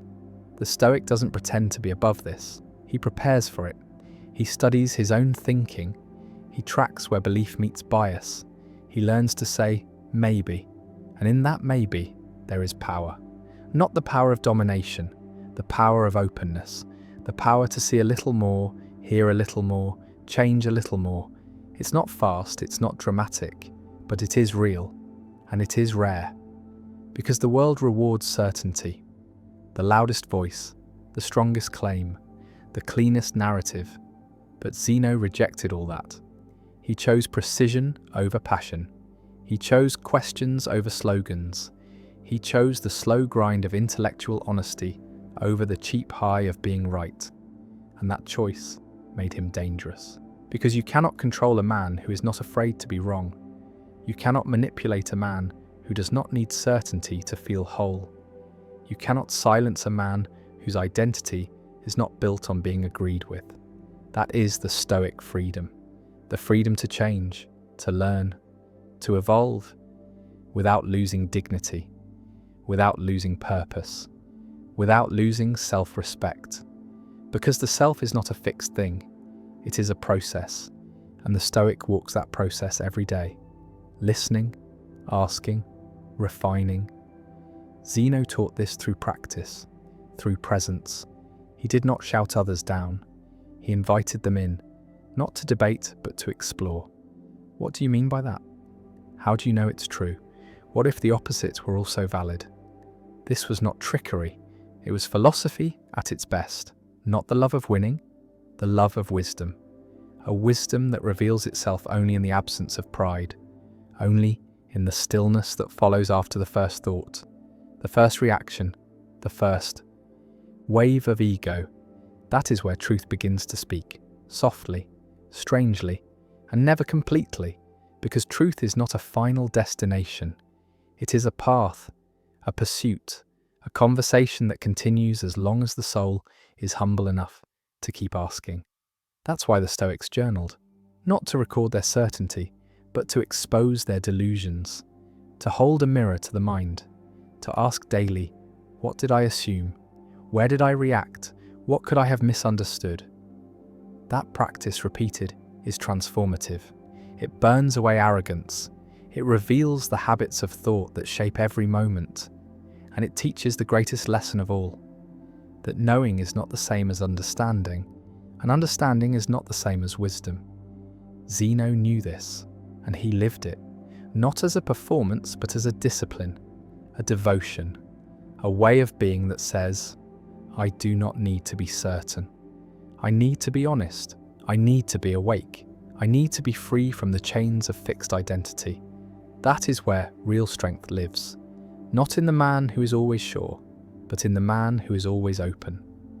Zeno taught that life is not what happens to us, but how we see what happens to us, that suffering is not in the event, but in the interpretation, and that between reality and reaction lies the most sacred space a human being can know, the space to choose a story, to shape a meaning, to guide the mind like a river, instead of being dragged by it like a flood. And this was not optimism, not denial, not some soft-headed dream of good vibes and blind faith. It was discipline, raw, demanding, fierce, the kind of discipline that turns perception into a tool, not a trap. Because most people don't see the world. They see their past, their pain, their patterns. They see what confirms their fears and feeds their judgments, and the rest becomes invisible, edited out by the mind's desperate need to protect itself from the unknown. But Zeno challenged this. He said, look again, look deeper, ask what you're not seeing, ask how much of your suffering is shaped not by what is, but by what you've decided it means. And this practice, this reshaping of perception, was central to Stoicism. It was the hinge on which all peace turned. Because if the mind can be trained to interpret rightly, calmly, wisely, then the storms of life cannot touch it. Not because it avoids the storm, but because it sees it differently. It learns to say, this is not a curse, this is a test, this is not a punishment, this is a path, this is not against me, this is for me, in the deepest, strangest way. And this doesn't mean pretending joy in pain. It means noticing that pain is not the whole truth, that fear is not the final voice, that anger is not the ultimate judge. And Zeno knew that this power, the power to reinterpret, was the only power that could not be taken away, the only freedom that lived inside the prison, inside the illness, inside the heartbreak.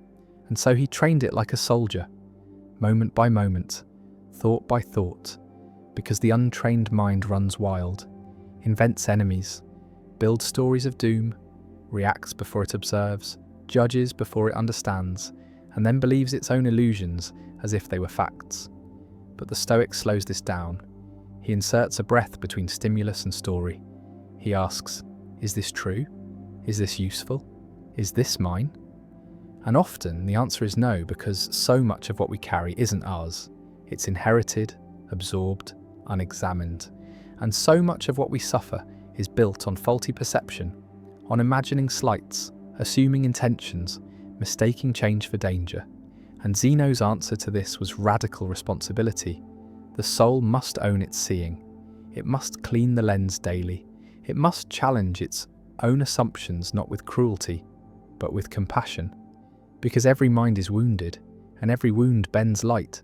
But healing begins not with feeling better, but with seeing clearer. And that clarity requires effort. Not the effort of controlling the world, but the effort of interpreting it with reason, with virtue, with courage. And this was Zeno's genius. He made perception a moral act, not just a mental one, because how you see shapes how you act, and how you act shapes who you become, and who you become is all that matters. So if you see the world as hostile, you become defensive, aggressive, closed. But if you see the world as a teacher, you become curious, resilient, awake.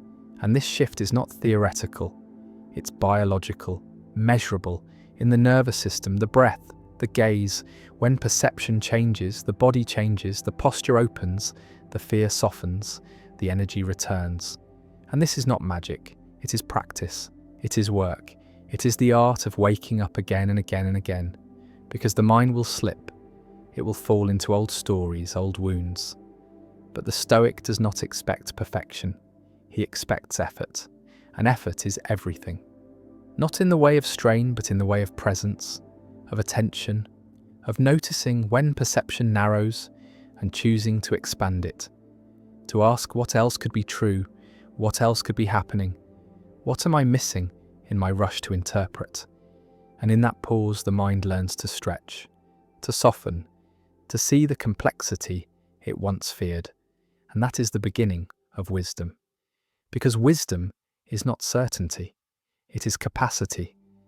The capacity to see more than one angle, to hold more than one truth, to act from a place deeper than impulse. And Zeno embodied this. He taught it not by lecture, but by example, by responding to insult with inquiry, to discomfort with dignity, to confusion with patience. And this wasn't because he lacked feelings, but because he refused to be ruled by them. He saw that every feeling is a messenger, not a master, and every perception is a window, not a wall. Unless you forget, it can be opened. And this forgetfulness is what Stoicism exists to correct, not by numbing the soul, but by refining its tools, sharpening its seeing, expanding its frame, so that suffering becomes something to study, not something to flee, so that difficulty becomes something to integrate, not something to curse. And this shift, this soft, powerful, radical shift, is what makes the Stoic calm, not because he has no fire, but because his fire is clean, his fire is focused, his fire is no longer wasted on fantasies, no longer consumed by illusion. And that is the discipline of perception. Not the pursuit of comfort, but the pursuit of truth, even when that truth hurts, even when it humbles, even when it forces you to rewrite the story you've clung to for years. Because in that rewriting, something opens, something heals, something real begins to breathe. And that is the goal, not perfection, not invulnerability, but reality. Lived with eyes wide open and heart steady. And Zeno knew this, lived this, and passed it on, not as a doctrine, but as a path, a practice, a way to walk through the chaos of life without being blinded by it. Zeno understood what most of us spend our entire lives avoiding. That control is mostly an illusion, that we command almost nothing, not the weather, not the future, not the opinions of others, not even our own bodies, which age and ache and eventually betray us no matter how well we treat them. And this realization, if faced without preparation, can feel like despair, like standing on shifting sand in a storm, reaching for walls that aren't there. But Zeno didn't fear this truth. He turned it into power, because if we admit how little is ours to control, we stop wasting energy on the impossible.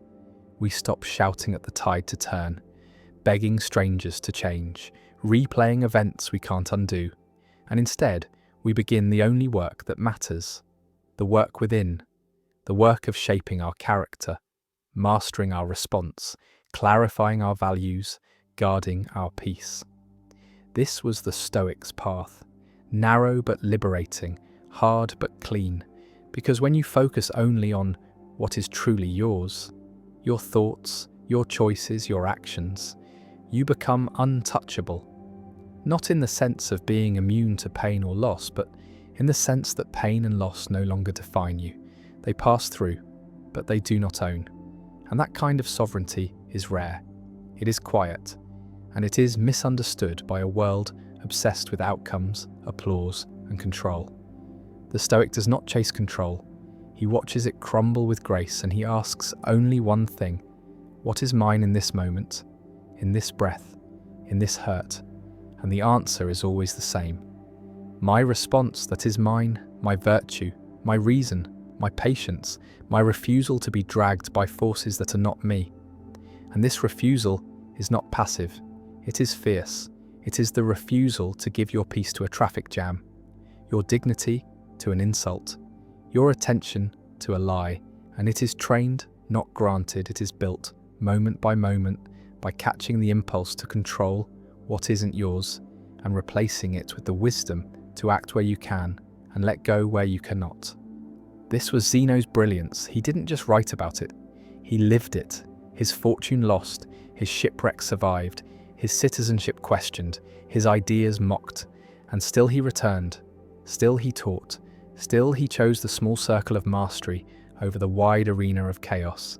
And he taught that in that small circle there is freedom, because the fewer things you need to control, the less you suffer. The fewer levers you try to pull, the more energy you have to lift what's actually yours. And this energy, once reclaimed, changes everything. It brings clarity, because when you stop chasing the uncontrollable, you start seeing what's real. When you stop wishing people would change, you start changing your own habits. When you stop fearing the future, you start preparing your mind, not your plans, because plans fail, but the trained mind endures, and that's what Zeno aimed for. Not a perfect life, but a perfecting mind. Not control over events, but over perception and intention, because those are the tools of a free soul. And freedom, for the Stoic, is not the absence of limits. It is the presence of sovereignty within them. It is standing in the storm and choosing stillness. It is losing what you love and choosing gratitude. It is being wronged and choosing dignity. And this is not easy. It is the hardest thing a person can do, which is why so few do it. Why most people prefer the illusion of control to the burden of responsibility. Why they chase power over others instead of power over themselves. But that chase never ends. It only exhausts, it only distracts, and eventually it betrays, because control over outcomes is a god that never delivers. And Zeno knew this, so he worshipped a different god. Reason, alignment, nature, the parts of life that do not lie, the parts that can be trusted because they are not fickle like fortune or public opinion. And in this trust, he found peace, not the peace of avoidance, but the peace of engagement without expectation, action without attachment, effort without ego. And that is the paradox. When you give up control, you gain something stronger. Command, not over life, but over self. And in that command, there is resilience. Because no matter how the world turns, the Stoic turns inward. He does not collapse, he centers. He does not panic, he perceives. He does not react, he responds. And each of these choices, practiced, becomes habit, becomes character, becomes armor, not against feeling, but against being ruled by feeling. Because the Stoic feels deeply, but chooses wisely. And wisdom is control in its purest form. Not over others, but over the one person you will live with for the rest of your life. And that is the real project. To be someone you can trust, someone who does not betray himself in pain or pleasure, who does not abandon his values when tested, who does not break at every turn of fate. And Zeno believed this was possible, not because he was perfect, but because he practiced. And that practice is what makes philosophy a way of life, not a theory, a discipline, not a decoration, a daily test, not a distant ideal. And that is why control is not the goal, but the trap, because it promises peace and delivers exhaustion, promises certainty and delivers stress, promises safety and delivers fear. And in letting it go, in shrinking the circle of concern to the space of one's own mind and actions, the Stoic does not shrink. He expands.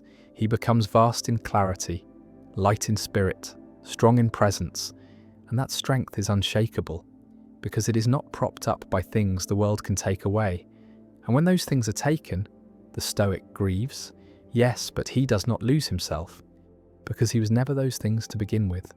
And this, in the end, is the strange piece of Stoicism, that surrender becomes power, that letting go becomes a kind of holding, that in admitting how small we are, we become immense in what we can carry. And Zeno's life, in all its losses, all its quiet triumphs, was the proof that control is not freedom. Self-mastery is. Zeno did not die surrounded by applause. There were no crowds weeping at his door, no grand farewell, no monuments waiting to rise. His death, like much of his life, was quiet, strange, and deliberate. The story goes that he stumbled leaving the school one day, broke a toe, and quoting a line from a tragedy, "I come, why call me thus?" he held his breath and chose to die. Not because of the injury, not because of despair, but because to him the time had come, and to linger past one's moment was a kind of dishonesty. This confuses the modern mind, so used to clinging, to prolonging, to fearing the final breath like a thief in the dark.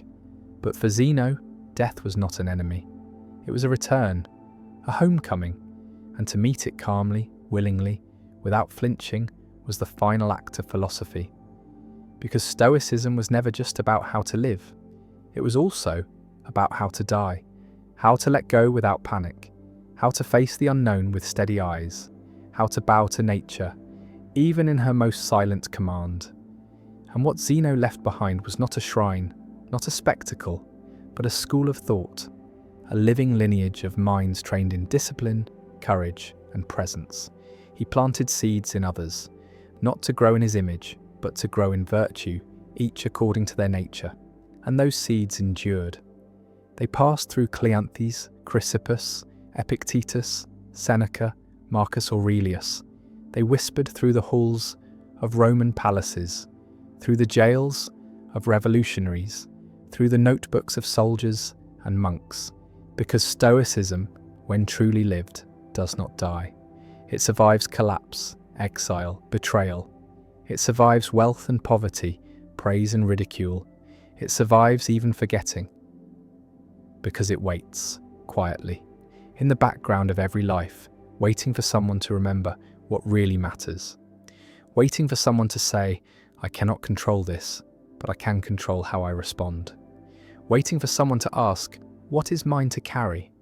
What is mine to release? And that echo, that soft thread of thought, is Zeno's legacy, not in marble, not in myth, but in moments when someone chooses stillness over rage, restraint over indulgence, clarity over noise. That is the Stoic immortality, not to be remembered, but to be practiced, not to be worshipped, but to be useful. And that usefulness is strange. It doesn't solve life, it doesn't erase pain, but it gives shape to chaos. It gives meaning to suffering. It gives direction when the road vanishes. And that is more precious than any doctrine, any promise, any salvation. Zeno didn't offer salvation. He offered tools, a framework, a way to stand up in the storm without pretending the storm isn't real, a way to hold fire without being burned, a way to meet death without begging for more time. This terrifies people because we are taught to accumulate, to extend, to prolong the game as long as possible. But Zeno's life was not a game, it was a discipline. And when the discipline was complete, he left, with calm, with honor, without spectacle. And that kind of departure leaves a different kind of mark. Not loud, but deep. Not visible, but lasting. Because it leaves people wondering, how can a man walk away from life so freely? And the answer is this: because he did not confuse life with possessions. Because he did not measure meaning by length. Because he did not cling to what must one day be let go. He practiced dying every day, not in gloom, but in gratitude. Gratitude for each moment, each breath, each chance to choose rightly. And in that daily death, he became ready. Not eager, but ready. Ready because he had lived in alignment, because he had not betrayed himself, because he had faced what others flee. And that readiness, that peace in the face of the final silence, is the rarest thing of all. It cannot be faked, it cannot be bought, it cannot be given, it can only be earned, slowly, steadily, through years of self-examination, years of detachment, years of service to something higher than ego. And in this, Zeno succeeded. He died not full of regret, but full of clarity, not clinging to what was, but releasing what had run its course. And in doing so, he offered one final teaching: that death is not the end of the Stoic, it is the proof of the Stoic.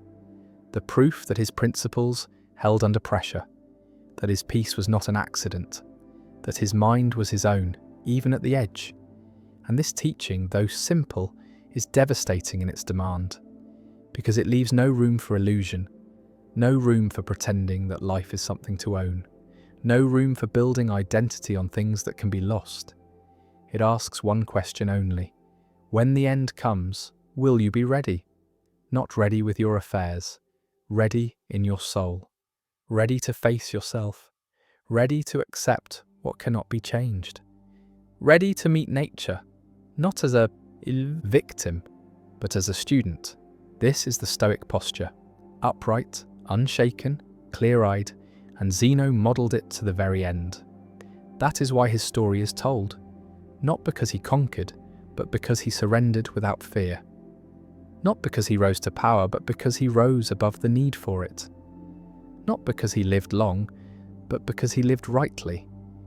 And in the quiet echo of his life, something stirs in us, something ancient, something still, a voice that says, maybe I don't need to be so afraid, maybe I don't need to grasp so tightly, maybe the way to live is to prepare to die, not in dread, but in discipline, not in panic, but in peace.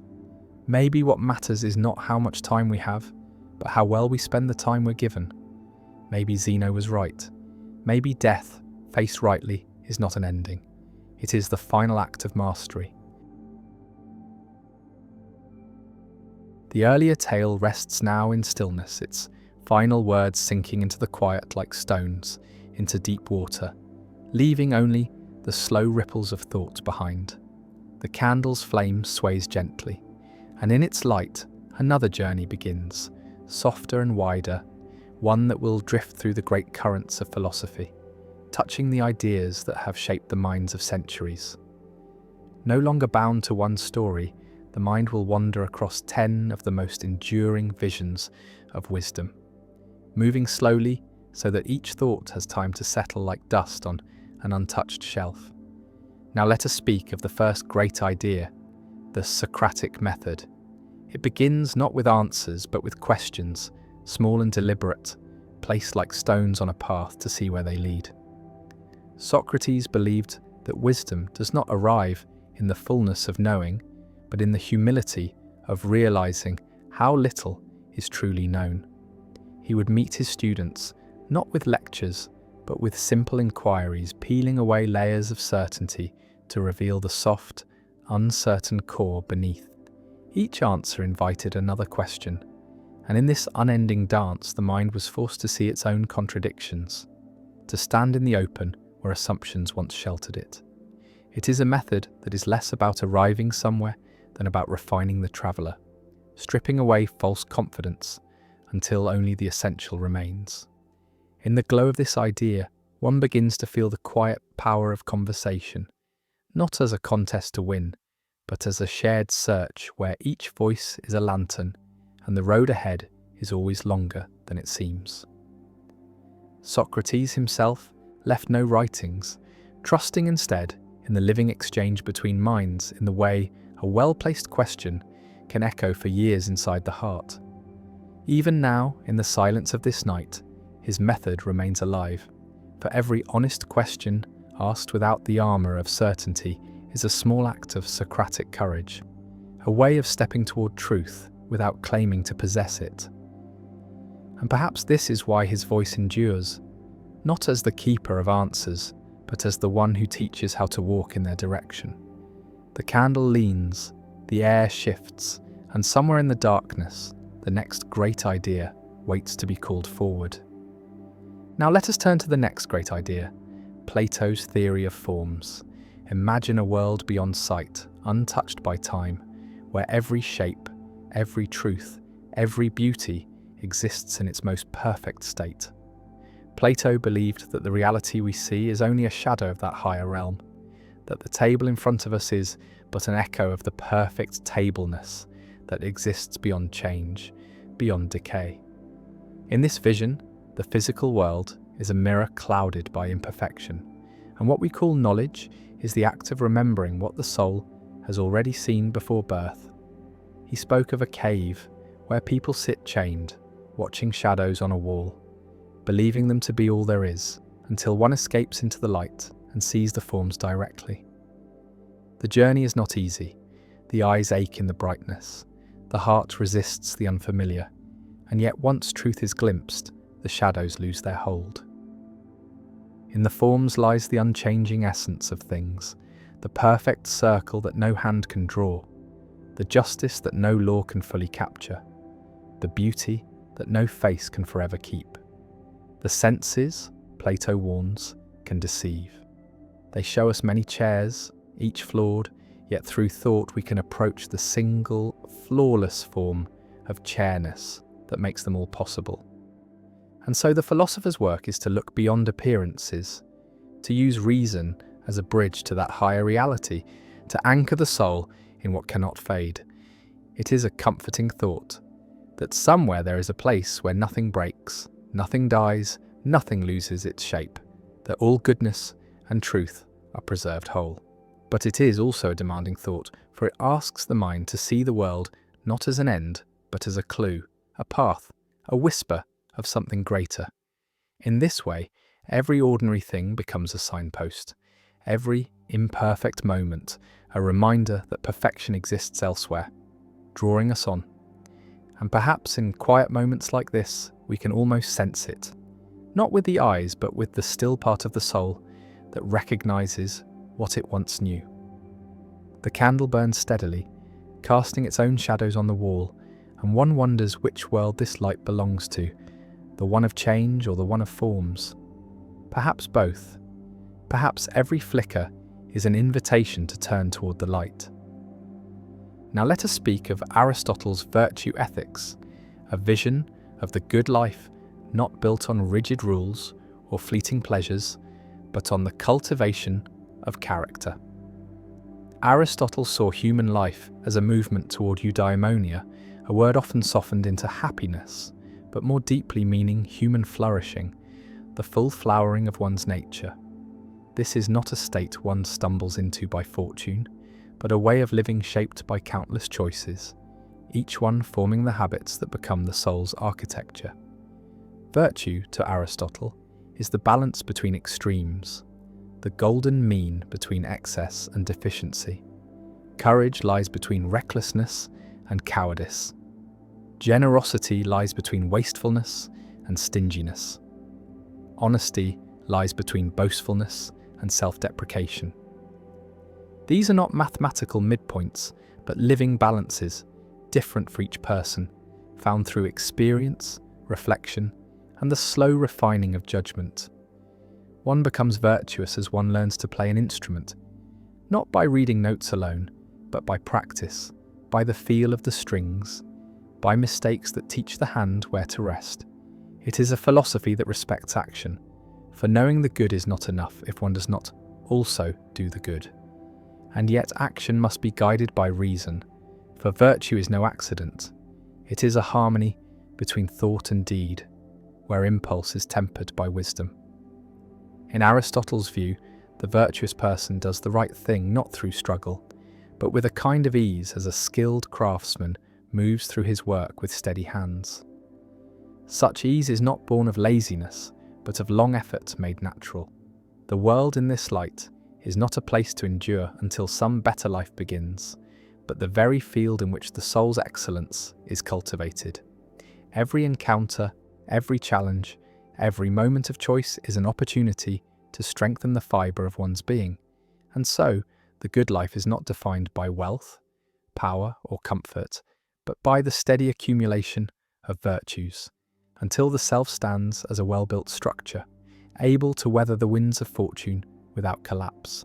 In this way, happiness is not a prize, but the natural radiance of a well-shaped soul, a light that does not flicker with the passing of days. The candle's flame bends slightly in a whisper of unseen air, and one is reminded that balance, like virtue, is not stillness, but a constant adjustment, a living alignment with the good. Now let us turn to the thought of Descartes and the words that have echoed through centuries. Cogito ergo sum, I think therefore I am. It is a phrase born not from pride, but from doubt so deep it sought to strip away everything that could possibly be questioned, leaving only what could not be denied. Descartes imagined himself sweeping the mind clean of all assumption, pulling away the familiar scaffolding of belief until he stood alone in a vast space where nothing felt certain. Could the senses be trusted? They had deceived before. Could memories be trusted? They could be illusions. Could the body itself be trusted? Perhaps it was a dream, a trick, a fleeting projection. And yet, in the very act of doubting, one thing stood firm. There must be something that doubts. Thought itself became the bedrock. the one point that could not be faked or stolen. If thinking was happening, then something existed to do the thinking. This was not the end of his journey, but the first firm stone on which to build. From here, Descartes sought to rebuild the house of knowledge, brick by brick, each step tested for certainty. He wished for clarity, as bright as geometry, truths so undeniable they could support all others. His method was deliberate, patient, as if sharpening a blade to cut away falsehood. And yet, there is something quietly human in the idea that the first certainty we can hold is the awareness of our own awareness, the strange fact that consciousness can turn inward and see itself. In the stillness of night, this feels less like a cold proof and more like a small ember glowing in the dark, a reminder that no matter how uncertain the world becomes, the flame of thought still burns. It is a solitary comfort, one that exists even when stripped of names, possessions, histories, even when all that remains is the bare knowing that we are here, now, thinking. Descartes' thought also whispers of the responsibility that comes with such certainty. If the self is known before all else, then it becomes the lens through which the world is built. A clear mind builds a clear life. A mind clouded with haste or fear builds a world that feels the same. To begin with "I think" is also to admit that the quality of thought matters, that the architecture of our inner world shapes the outer. The candle beside him might flicker, casting shifting shadows, but the fact of its light is undeniable. So too is the mind. Shadows may move across it, illusions may play on its surface, but the fact of its shining cannot be erased. In this way, cogito, ergo sum, is not a shout of triumph, but a steady breath in the silence, the quiet voice that remains when all other voices have been questioned away. It is the ground beneath the feet when the fog hides everything else, the one certainty from which all other certainties might grow. And perhaps, in the hours before sleep, when the body lies still and thought drifts, it is enough to hold this single truth without reaching for more, that in the act of thinking, of doubting, of wondering, there is existence, and in that existence there is the beginning of all understanding. Now let us move to Kant's categorical imperative, a moral compass not drawn from desire or consequence, but from duty itself, pure and unbending. Kant asked what it would mean to act in such a way that one's choices could be made into universal law, binding for all in all places, at all times. He sought a morality that stood above preference, stronger than impulse, untouched by the shifting tides of personal gain. Imagine pausing before each act to ask, if everyone did this, could the world still stand? If the answer is no, the act must be set aside, however tempting, however small. This is the first face of the imperative, a rule that turns the mirror outward to humanity as a whole, asking the self to see its choices not as private shadows, but as patterns in a greater weave. The second face is equally stern, yet equally luminous. Treat every person as an end in themselves, never merely as a means.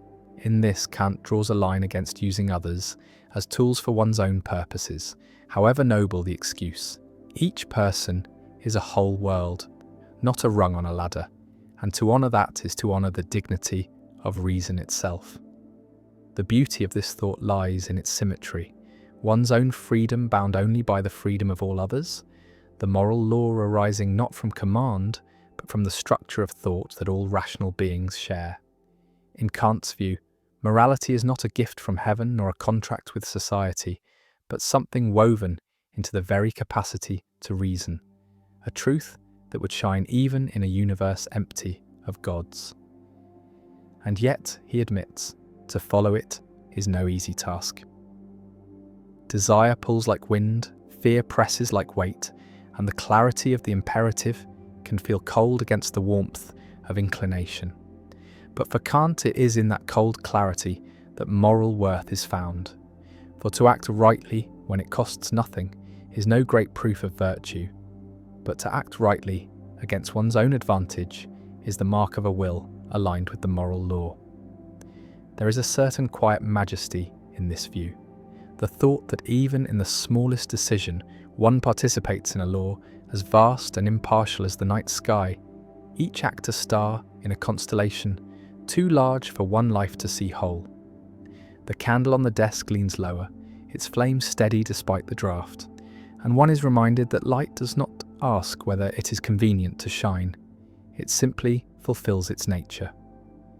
In this, Kant's imperative finds its living image, a steady flame guided not by whim or reward, but by the form of its own being. Now let us drift into Nietzsche's vision of the will to power, a force he saw not as the hunger for mere control over others, but as the deep, restless impulse within all living things to grow, to expand, to overcome the boundaries of what they are. For Nietzsche, life itself was a movement toward more life, a ceaseless reaching, like roots pressing through stone or rivers carving valleys over centuries. The will to power was not simply ambition, nor the shallow thirst for domination, but the inner current that drives the seed to become a tree, the artist to create beyond exhaustion, the thinker to break the limits of inherited truth. In his eyes, existence was not content to remain still. It surged forward in infinite forms, testing itself, reshaping itself, becoming more than it was. Even suffering could be part of this will, for struggle was not a mark of weakness, but a forge where strength was tempered. To embrace the will to power was to see life not as a series of obstacles, to endure until rest, but as a great arena in which one's being was sharpened through challenge, conflict, and creation. He warned against the life lived too safely, for in the shelter from hardship, the will could wither, becoming timid and pale.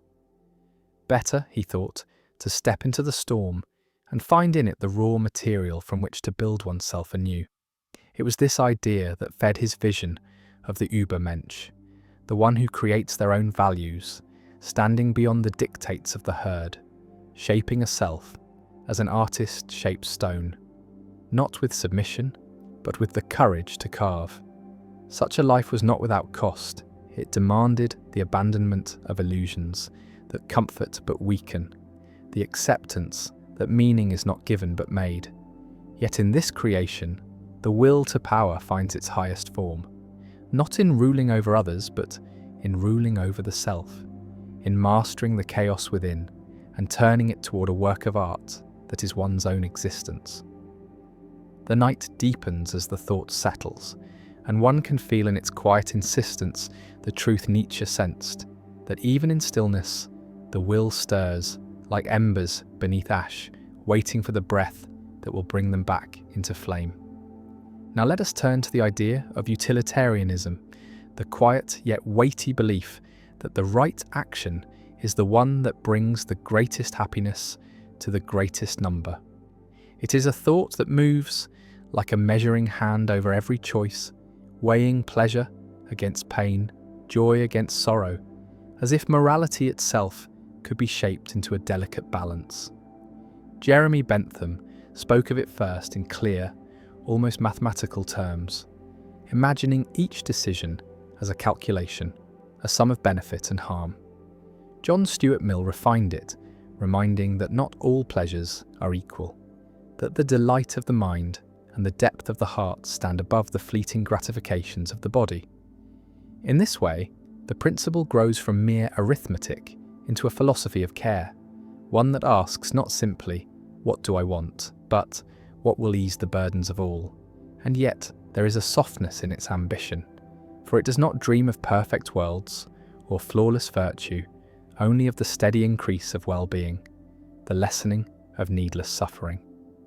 In the quiet of night, such a thought has a certain tenderness, a recognition that life is already heavy and that the best we can do is to make it lighter where we can. But utilitarianism is not without its shadows. To weigh happiness is to sometimes choose between lives, to accept that what benefits the many may wound the few, and this calculation can cut deeply into the fabric of moral certainty. It demands a coolness of mind that can seem at odds with the warmth of compassion, and yet it is driven by compassion's root desire, that pain be less and joy be more. One might picture it as a lantern carried through a dark field, its light cast not just for the carrier, but for all who walk nearby. Each act becomes a ripple in a still pond, spreading outward in rings unseen, touching lives never met. To live by such a rule is to be always aware of these ripples, to choose with an eye not on the self alone, but on the widening circle of effect. In this way, the smallest kindness becomes great, and the smallest cruelty becomes grave. The candle's flame dips, sways, then steadies again, and one can almost feel in that fragile steadiness the essence of this thought, that the good is not a single blaze, but the gentle work of keeping the light burning for as many as it can reach. Now let us drift into the realm of existentialism, a philosophy that stands in the quiet space between the vast indifference of the universe and the fragile beating of a human heart. Kierkegaard spoke of the leap, the choice to believe or to act in the face of uncertainty, while Sartre declared that existence precedes essence, that we are not born with a fixed nature, but must carve our own from the raw stone of being. In this vision, there is no script, no eternal blueprint waiting to be discovered, only the open field of freedom, both exhilarating and heavy with the weight of responsibility. For to be free is also to be without excuse. Every choice, even the refusal to choose, shapes the meaning of one's life. Camus saw this clearly in the figure of Sisyphus, condemned to push the boulder without end, yet free to find joy in the act itself, to turn the burden into a form of defiance. In existentialism, the meaning of life is not given but made, shaped moment by moment in the furnace of decision. It is a philosophy that does not shy from the darkness. It asks us to stand within it and light our own small flame, knowing it may be the only one. This freedom can be dizzying, for the mind longs for certainty, for a map, for a guiding star that will not fade. Yet existentialism whispers that no such star is fixed, that we must chart the heavens ourselves, and that in doing so we become the cartographers of our own reality. Even despair in this light can be transformed, for when nothing is predetermined, every step becomes a declaration, every act a creation. The candle on the table burns without asking why. Its purpose is found in the burning itself. So too with life. Its meaning may be nothing more than the living of it, and yet in that simple truth lies a strange and unshakable dignity. To live without guarantees is to walk a path that is fully one's own, and in that ownership there is both solitude and strength. Perhaps this is why, in the quiet hours, existentialism feels less like a burden and more like a permission, the permission to be, to choose, to shape, and to stand as the sole author of one's fleeting but luminous story. Now let us move into the idea of the social contract, the quiet yet binding thread that weaves individuals into the fabric of a society. Hobbes spoke of a world before such a contract, a state of nature where life, though free, was solitary, poor, nasty, brutish, and short, where each lived by strength or cunning, and safety was a fragile dream. To escape this chaos, people, he said, surrendered certain freedoms, placing them in the hands of a sovereign power in exchange for order and protection. Locke's vision was gentler, imagining the contract as a guardian of life, liberty, and property, with the right to replace rulers who broke its trust. Rousseau heard another note entirely, speaking of the general will, the shared interest that rises above individual desires, the possibility of a collective self that acts not to oppress but to free. In each telling, the contract is not a paper in a drawer, but a living agreement, renewed in every act of cooperation, every law obeyed or challenged, every moment where self-interest bends toward the common good. It is unseen yet everywhere, shaping the streets we walk, the words we speak, the the trust with which we open our doors at night. Without it, the world would return to the scattered silence of fear, where each step must be guarded and every stranger is a threat. Yet with it comes the weight of obligation, for to be part of a society is to bear the responsibility of maintaining its justice, to give as well as to take, to remember that rights are not solitary possessions, but shared inheritances. The candle burns lower, its light touching the edges of the room, and one feels in that circle the shape of the contract itself, an agreement to keep the flame alive so that all may see. But contracts, like flames, are delicate. They require care, they demand the tending of truth, the protection of fairness, the vigilance against those who would twist the common good to private ends. And so, to honour the social contract is not only to live within its safety, but to guard its spirit, to ensure that the promise made long ago in silence still holds in the lives of those who have never spoken it aloud. Now let us wander into the ancient current of the Tao, the way, the quiet path spoken of in the old verses of Lao Tzu, a path not built but discovered, not forced but followed. The Tao is the rhythm beneath all rhythms, the flowing order that needs no command, the movement of clouds and rivers, the unfurling of leaves, the turning of the seasons, all in harmony, without hurry. To walk with the Tao is to let go of the restless urge to control, to see that the world shapes itself without the heavy hand of constant interference. The sages called this Wu Wei, effortless action. Not idleness, but the art of doing in a way that does not fight the current. It is the tree bending in the wind rather than breaking, the stream finding its way around stone without force. The Tao is not a destination, but the living present. Not a doctrine, but the quiet awareness that each moment holds its own completeness. It asks no oaths, no declarations, only the soft attentiveness that notices the pattern already unfolding. One who follows the Tao is like water, yielding yet unstoppable, clear yet deep, seeking the low places others avoid, nourishing without demanding. This way of being does not deny desire, but it does not cling to it. It does not refuse action, but it does not wrestle with it. In this light, ambition is not abandoned, but transformed, becoming less about climbing and more about flowing, less about conquest and more about harmony. The candle flickers with a small shift in the air, its flame swaying but not going out. A small lesson in the Tao itself, movement without loss, change without destruction. To understand the Tao is to see that control is an illusion, that the greatest strength often lies in yielding, that the world's deepest wisdom moves quietly, without announcement, shaping mountains and lives alike in its patient course. And so the way is always here, as near as the breath, as silent as the stars, waiting only for the stillness in which it can be heard. Now let us drift into David Hume's quiet yet unsettling thought, the problem of induction, a gentle unthreading of the trust we place in the patterns of the world. From childhood, we are taught to expect that the sun will rise tomorrow because it rose today, that bread will nourish because it always has, that dropped stones will fall because they always do. But Hume asked, how can we truly know this? We have seen these patterns repeat, yes, but repetition is not proof. We believe the future will mirror the past, not because of reason, but because of habit, a habit so deep it feels like certainty.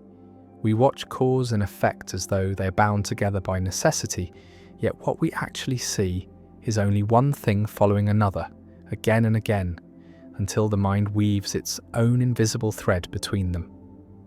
We never witness the binding itself, only the sequence, only the rhythm. In this way, our confidence in tomorrow rests on an assumption we cannot prove, and yet cannot live without. Hume did not mean to strip the world of trust, but to show that our trust is a creature of the mind, not the logic of the universe. This thought can feel like standing at the edge of a vast plain at night, knowing the path forward is only lit by the small lantern of memory, and the rest is darkness we simply step into, believing the ground will still be there. The beauty of Hume's insight lies in its humility, for it reminds us that knowledge is not as solid as we wish it to be, that certainty is a quiet agreement between experience and expectation. Even the candle beside us burns with the same illusion. We expect it will keep burning in the next moment, but this is only because it has burned in the last. Perhaps it will, perhaps it won't, but our life moves forward as though it must. In this space between proof and habit, between knowledge and trust, Hume leaves us not with despair, but with the awareness that the mind's faith in the future is one of its most fragile and necessary acts. Now let us wander into the old and tempting vision of hedonism, the belief that pleasure is the highest good, that the measure of a life is found in the fullness of its delights. To the ancient Greeks, it was not a call to endless indulgence, but a search for the truest forms of happiness, the kind that endure rather than vanish in the aftertaste of excess. Epicurus spoke of it as the art of seeking pleasure wisely, of choosing those joys that do not bring pain in their shadow, of cultivating the simple satisfactions that need no wealth or conquest to sustain them. For him, bread and water could be a feast if taken with peace of mind, and friendship, quiet and deep, was a treasure greater than gold. In this light, pleasure was not the frantic grasping at sensation, but the gentle shaping of life, to avoid unnecessary suffering, to find contentment in what is near at hand. Yet hedonism holds a mirror to a truth many resist. That pain is the weight we seek to set down, and joy is the lightness we seek to carry. To follow this path is to learn the difference between what pleases in the moment and what nourishes across time, to see that the richest pleasures are often the softest ones, like the warmth of the sun on closed eyelids or the sound of rain against a window. But there is danger here too, for the pursuit of pleasure can so easily drift into a hunger that is never sated, a chasing of peaks that leaves one hollow between them. This is why the wiser hedonists speak of balance, of knowing when to stop, of savouring rather than consuming. The candle burns with a steady glow, giving its light freely but within the limits of its wax. It does not seek to burn faster, for that would be to end itself. So too with pleasure, when it is taken in measure, it sustains; when taken in greed, it destroys. Hedonism, at its truest, is the art of knowing the difference. Now let us move into the deep and endless question of determinism and free will, the tension between the chains of cause and the dream of choice. Determinism whispers that every action, every thought, every breath is the inevitable result of all that came before, that the universe is a vast, unbroken chain stretching backward to the first movement and forward to the last, each link forged by the one before it. In this view, the moment of decision is not a birth but an unfolding, like a seed opening because it must, like the tide rising because it is pulled. If the mind is shaped by genes, by upbringing, by the precise arrangement of atoms and events, then perhaps even the belief in freedom is simply another link in the chain. And yet, against this, the feeling of choice rises like a stubborn flame, the sense of standing at a crossroads, of being able to step left or right, to speak or remain silent, to act or to refrain. Free will insists that within the machinery there is a space, however small, where the self can push against the weight of what has been and make something new. Some see the two not as enemies but as different lights on the same river, that perhaps the current is fixed, yet the way one moves within it is one's own, that freedom may lie not in altering the flow, but in choosing how to meet it. Others suggest that even if all is determined, the experience of choosing is real enough to live by, for a life lived as if one is free is shaped differently than one lived in resignation. The candle on the table burns because the match was struck. The match was struck because the hand moved. The hand moved because of thoughts. The thoughts arose because of other moments, each leading to this small circle of light. Whether this flame was inevitable from the birth of the stars or lit by a free and sudden act may never be known. Perhaps it is in the mystery between these two that human life unfolds, a dance of necessity and possibility, where even if the steps are written, the dancer still moves with grace. Now let us step into the quiet puzzle of the ship of Theseus, an ancient question that drifts between the harbours of identity and change. The story is simple. A ship preserved in honour of a hero is kept seaworthy for centuries by replacing its parts as they decay. First a plank, then a mast, then the sails, until every single piece is new. And so the question arises, when all the original parts are gone, is it still the same ship? At first it feels like a trick of language, but the longer one lingers, the deeper it pulls. For if the ship is not the same, then at what moment did it cease to be itself? Was it when the first plank was replaced, or the last? And if it is the same, then what makes it so? The form, the function, the name, or something else entirely? The puzzle grows stranger still when one imagines the discarded pieces gathered and rebuilt into a ship identical to the original. Which then is the true ship of Theseus, the one with the unbroken history, or the one made of the original wood? The candle flame quivers slightly, and one realizes that the question is not only about ships but about people, for our bodies too are replaced piece by piece as the years turn, cells dying and being born, memories fading and shifting, beliefs evolving, faces changing. Yet we say without hesitation, I am still myself. Perhaps identity is not the matter from which we are made, but the continuity of the journey, the thread of experience and memory woven through time. Or perhaps we are, like the ship, something that both changes completely and remains somehow whole, our essence not fixed but a living thing, shaped and reshaped by the tides of existence. In this way, the ship of Theseus is less a riddle to be solved than a mirror, quietly reflecting the mystery of what it means to remain oneself while becoming someone new. Now let us rest within the strange and quiet terrain of absurdism, the recognition, as Albert Camus saw it, that human beings are creatures who seek meaning in a universe that offers none in return. The mind yearns for clarity, for a grand design, for a purpose written in the stars, yet when it looks outward, it meets only silence, a vast and unbroken stillness. This is the absurd, not chaos, not hostility, but the endless tension between the hunger for meaning and the absence of it. Many, upon feeling this weight, rush to escape it, turning to faith, ideology, or distraction, anything to stitch a pattern into the blank cloth of existence.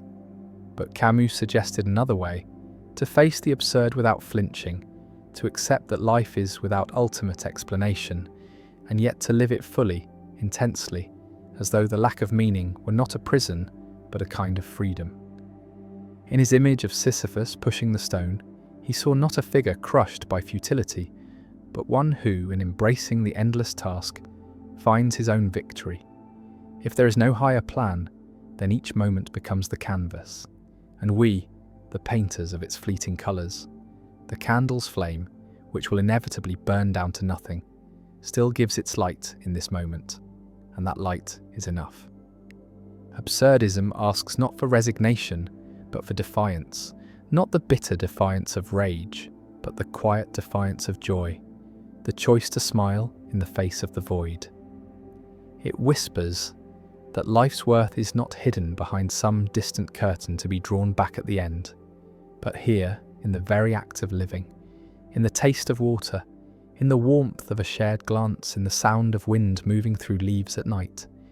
And so, one learns to walk through the silence with open eyes, to push the stone with steady hands, knowing that the meaning one seeks may never come, and yet finding, in the seeking itself, something that feels like meaning after all.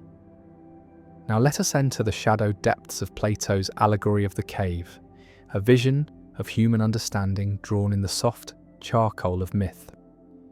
Imagine a group of people who have lived their whole lives chained in darkness, their faces turned toward a wall, able to see only the flickering shadows cast by objects passing before a fire behind them. To these prisoners, the shadows are the only reality, the shapes the only truth, for they have never seen the objects themselves, nor the fire, nor the world beyond the cave. Then imagine that one prisoner is freed, pulled into the light, stumbling and blinded at first. For the truth is painful when the eyes have known only darkness. Slowly, shapes emerge. The fire, the path upward, and finally, beyond the cave, the vast and radiant world under the open sky. Trees, water, sunlight, stars. In that moment, the freed one understands that all they had believed was but a pale reflection of something greater. Yet the allegory does not end there, for the freed prisoner feels the pull to return, to descend again into the cave and tell the others of what lies beyond. But the others, unaccustomed to such talk, may not believe, may even resist, for the comfort of familiar shadows can feel safer than the blinding strangeness of truth. Plato's vision is not only about knowledge, but about the soul's journey from illusion to reality and the cost of awakening. For to see the light is also to know the darkness for what it is, and to live with the burden of both. The candle on the table flickers, casting soft shadows on the wall, and one can feel the cave in them. The way perception can be bound by what the senses allow, the way truth often waits beyond the frame of sight. The allegory whispers that each life is a kind of cave, and that to seek wisdom is to climb toward the light, even if the ascent is slow, even if the sun's brightness brings tears, even if the ones left below cannot follow. Now let us move into the still centre of Aristotle's golden mean, the gentle balance he saw as the heart of virtue, the narrow path between the cliffs of excess and deficiency. For Aristotle, every virtue is a midpoint, not an exact line drawn in stone, but a living balance that shifts with circumstance and person. Courage lies between cowardice and recklessness, generosity between miserliness and waste, humility between arrogance and self-abasement. It is not the avoidance of extremes for their own sake, but the seeking of the place where equality is at its most fitting, most human, most whole. This balance is not static, for life moves, and with it the measure of the mean. What is courage in one moment may be recklessness in another. What is restraint today may be cowardice tomorrow. The golden mean asks for a constant listening, a steady attunement to the harmony of the situation, as a musician adjusts each note to the flow of the music. In this way, virtue becomes less a rigid rule and more a craft, something shaped with patience and care, a skill honed in the quiet decisions that fill the days. Yet to live in balance is not to live without passion. Aristotle did not call for the dull flattening of all feeling, but for the full flowering of what is good in its right place and measure. The candle burns at such a mean, too small a flame, and it will fade into darkness, too large, and it will consume itself. But here it glows steadily, giving light and warmth without waste. The golden mean is a reminder that wisdom often lives, not in the loud gesture or the final extreme, but in the quiet middle, where the forces of life meet and steady each other. And so, to walk in virtue is to walk that narrow yet shifting road, feeling the weight of each step, listening for the place where one stands in harmony with both the self and the world. Now let us drift into the quiet logic of the principle of sufficient reason, the thought that nothing exists without a reason why it is so and not otherwise. Leibniz shaped it into a guiding light for the mind, a soft but unyielding demand that every fact, every event, every shadow and star carries within it the thread of its own explanation. To accept this principle is to believe that the world is not scattered chaos, but an ordered tapestry, each stitch bound to the next by the necessity, of course, the inevitability of reason. Yet this is not only a law for the scientist or the philosopher, it is the silent pull that makes a child ask why again and again, the impulse to peer behind the curtain of the obvious, to lift the stone and see what lives beneath. It whispers that no leaf falls without a cause, no thought rises in the mind without its roots, no flame burns without the marriage of air and spark. The candle before us is here because the wax was shaped, the wick was set, the match was struck. The air allowed it to live, each step a reason, each reason part of a longer chain that winds back beyond sight.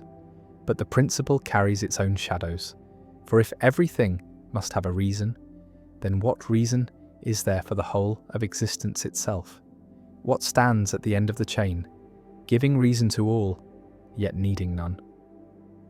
Leibniz answered with the idea of a necessary being, something whose reason for existing lies in its own nature, something that simply is. Others see in this the limits of reason itself, a place where the mind meets the horizon and can go no further. Still, the principle remains a lantern in the dark, guiding thought through the tangled forest of causes, reminding us that to understand is to search for the thread that binds each moment to another, even if in the end that thread disappears into the silence from which all things come. Now let us sink into the shadowed waters of nihilism, the unsettling recognition that life may hold no inherent meaning, no ultimate purpose written into its fabric. The word carries the chill of emptiness, yet its roots lie not in the desire to destroy, but in the willingness to strip away illusions, to stand before the world without the shelter of comforting fictions. Nietzsche spoke of it as both a danger and a beginning. For when the old beliefs crumble, when the foundations that once seemed eternal turn to dust, a vast space opens. Some see in that space only despair, a void into which all values collapse, a darkness in which the self drifts without anchor. Yet others find in it a strange liberation, the freedom to shape meaning rather than receive it, to become the author rather than the subject of life's story. Nihilism does not erase the sun or silence the wind. It changes only the frame in which they're seen. The candle's flame still burns, though it owes its light to nothing beyond itself, and in that self-contained glow there is a quiet beauty. To live without inherent meaning is not to live without value. It is to understand that value is made, not found, woven from choice, from love, from the small acts of creation that give colour to the days. The danger comes when the void is mistaken for an end rather than a beginning, when the absence of given purpose is read as the absence of all purpose.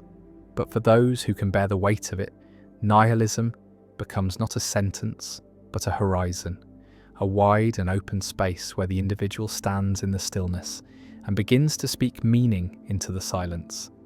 It is a call to live, not because life is guaranteed to matter, but because it can be made to matter, and in that making lies a kind of quiet triumph. Now let us step into the looping corridor of Nietzsche's eternal recurrence, the thought experiment that bends time into a circle and asks the soul to dwell within it. Imagine that one night, in the stillness of solitude, a voice comes to whisper that every moment of life, every breath, every joy and sorrow will return to you again and again, not once, not twice, but endlessly, exactly as it has unfolded before. Each gesture repeated, each word spoken again, each glance, each mistake, each triumph, forever. At first the thought may feel like a weight, an unbearable burden, the idea that even the smallest pains will be lived not only once but countless times. Yet Nietzsche posed it not as a curse but as a test, a mirror held to the heart to ask, if this were true, could one embrace it? Could one say yes to the totality of existence, to the light and the shadow, the sweetness and the bitterness, as if they were inseparable notes in the same music? To live as though the eternal recurrence were real is to live without reservation, to choose each act as if it were to echo across eternity, to stand before life and affirm it wholly without wishing a single moment away. The candle before us burns with this same silent repetition.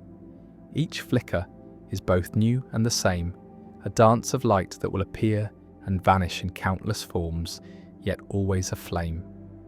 The idea does not demand belief in a literal cycle. It asks instead whether one can meet life with such depth of acceptance that even if all returned forever, nothing in it would be denied.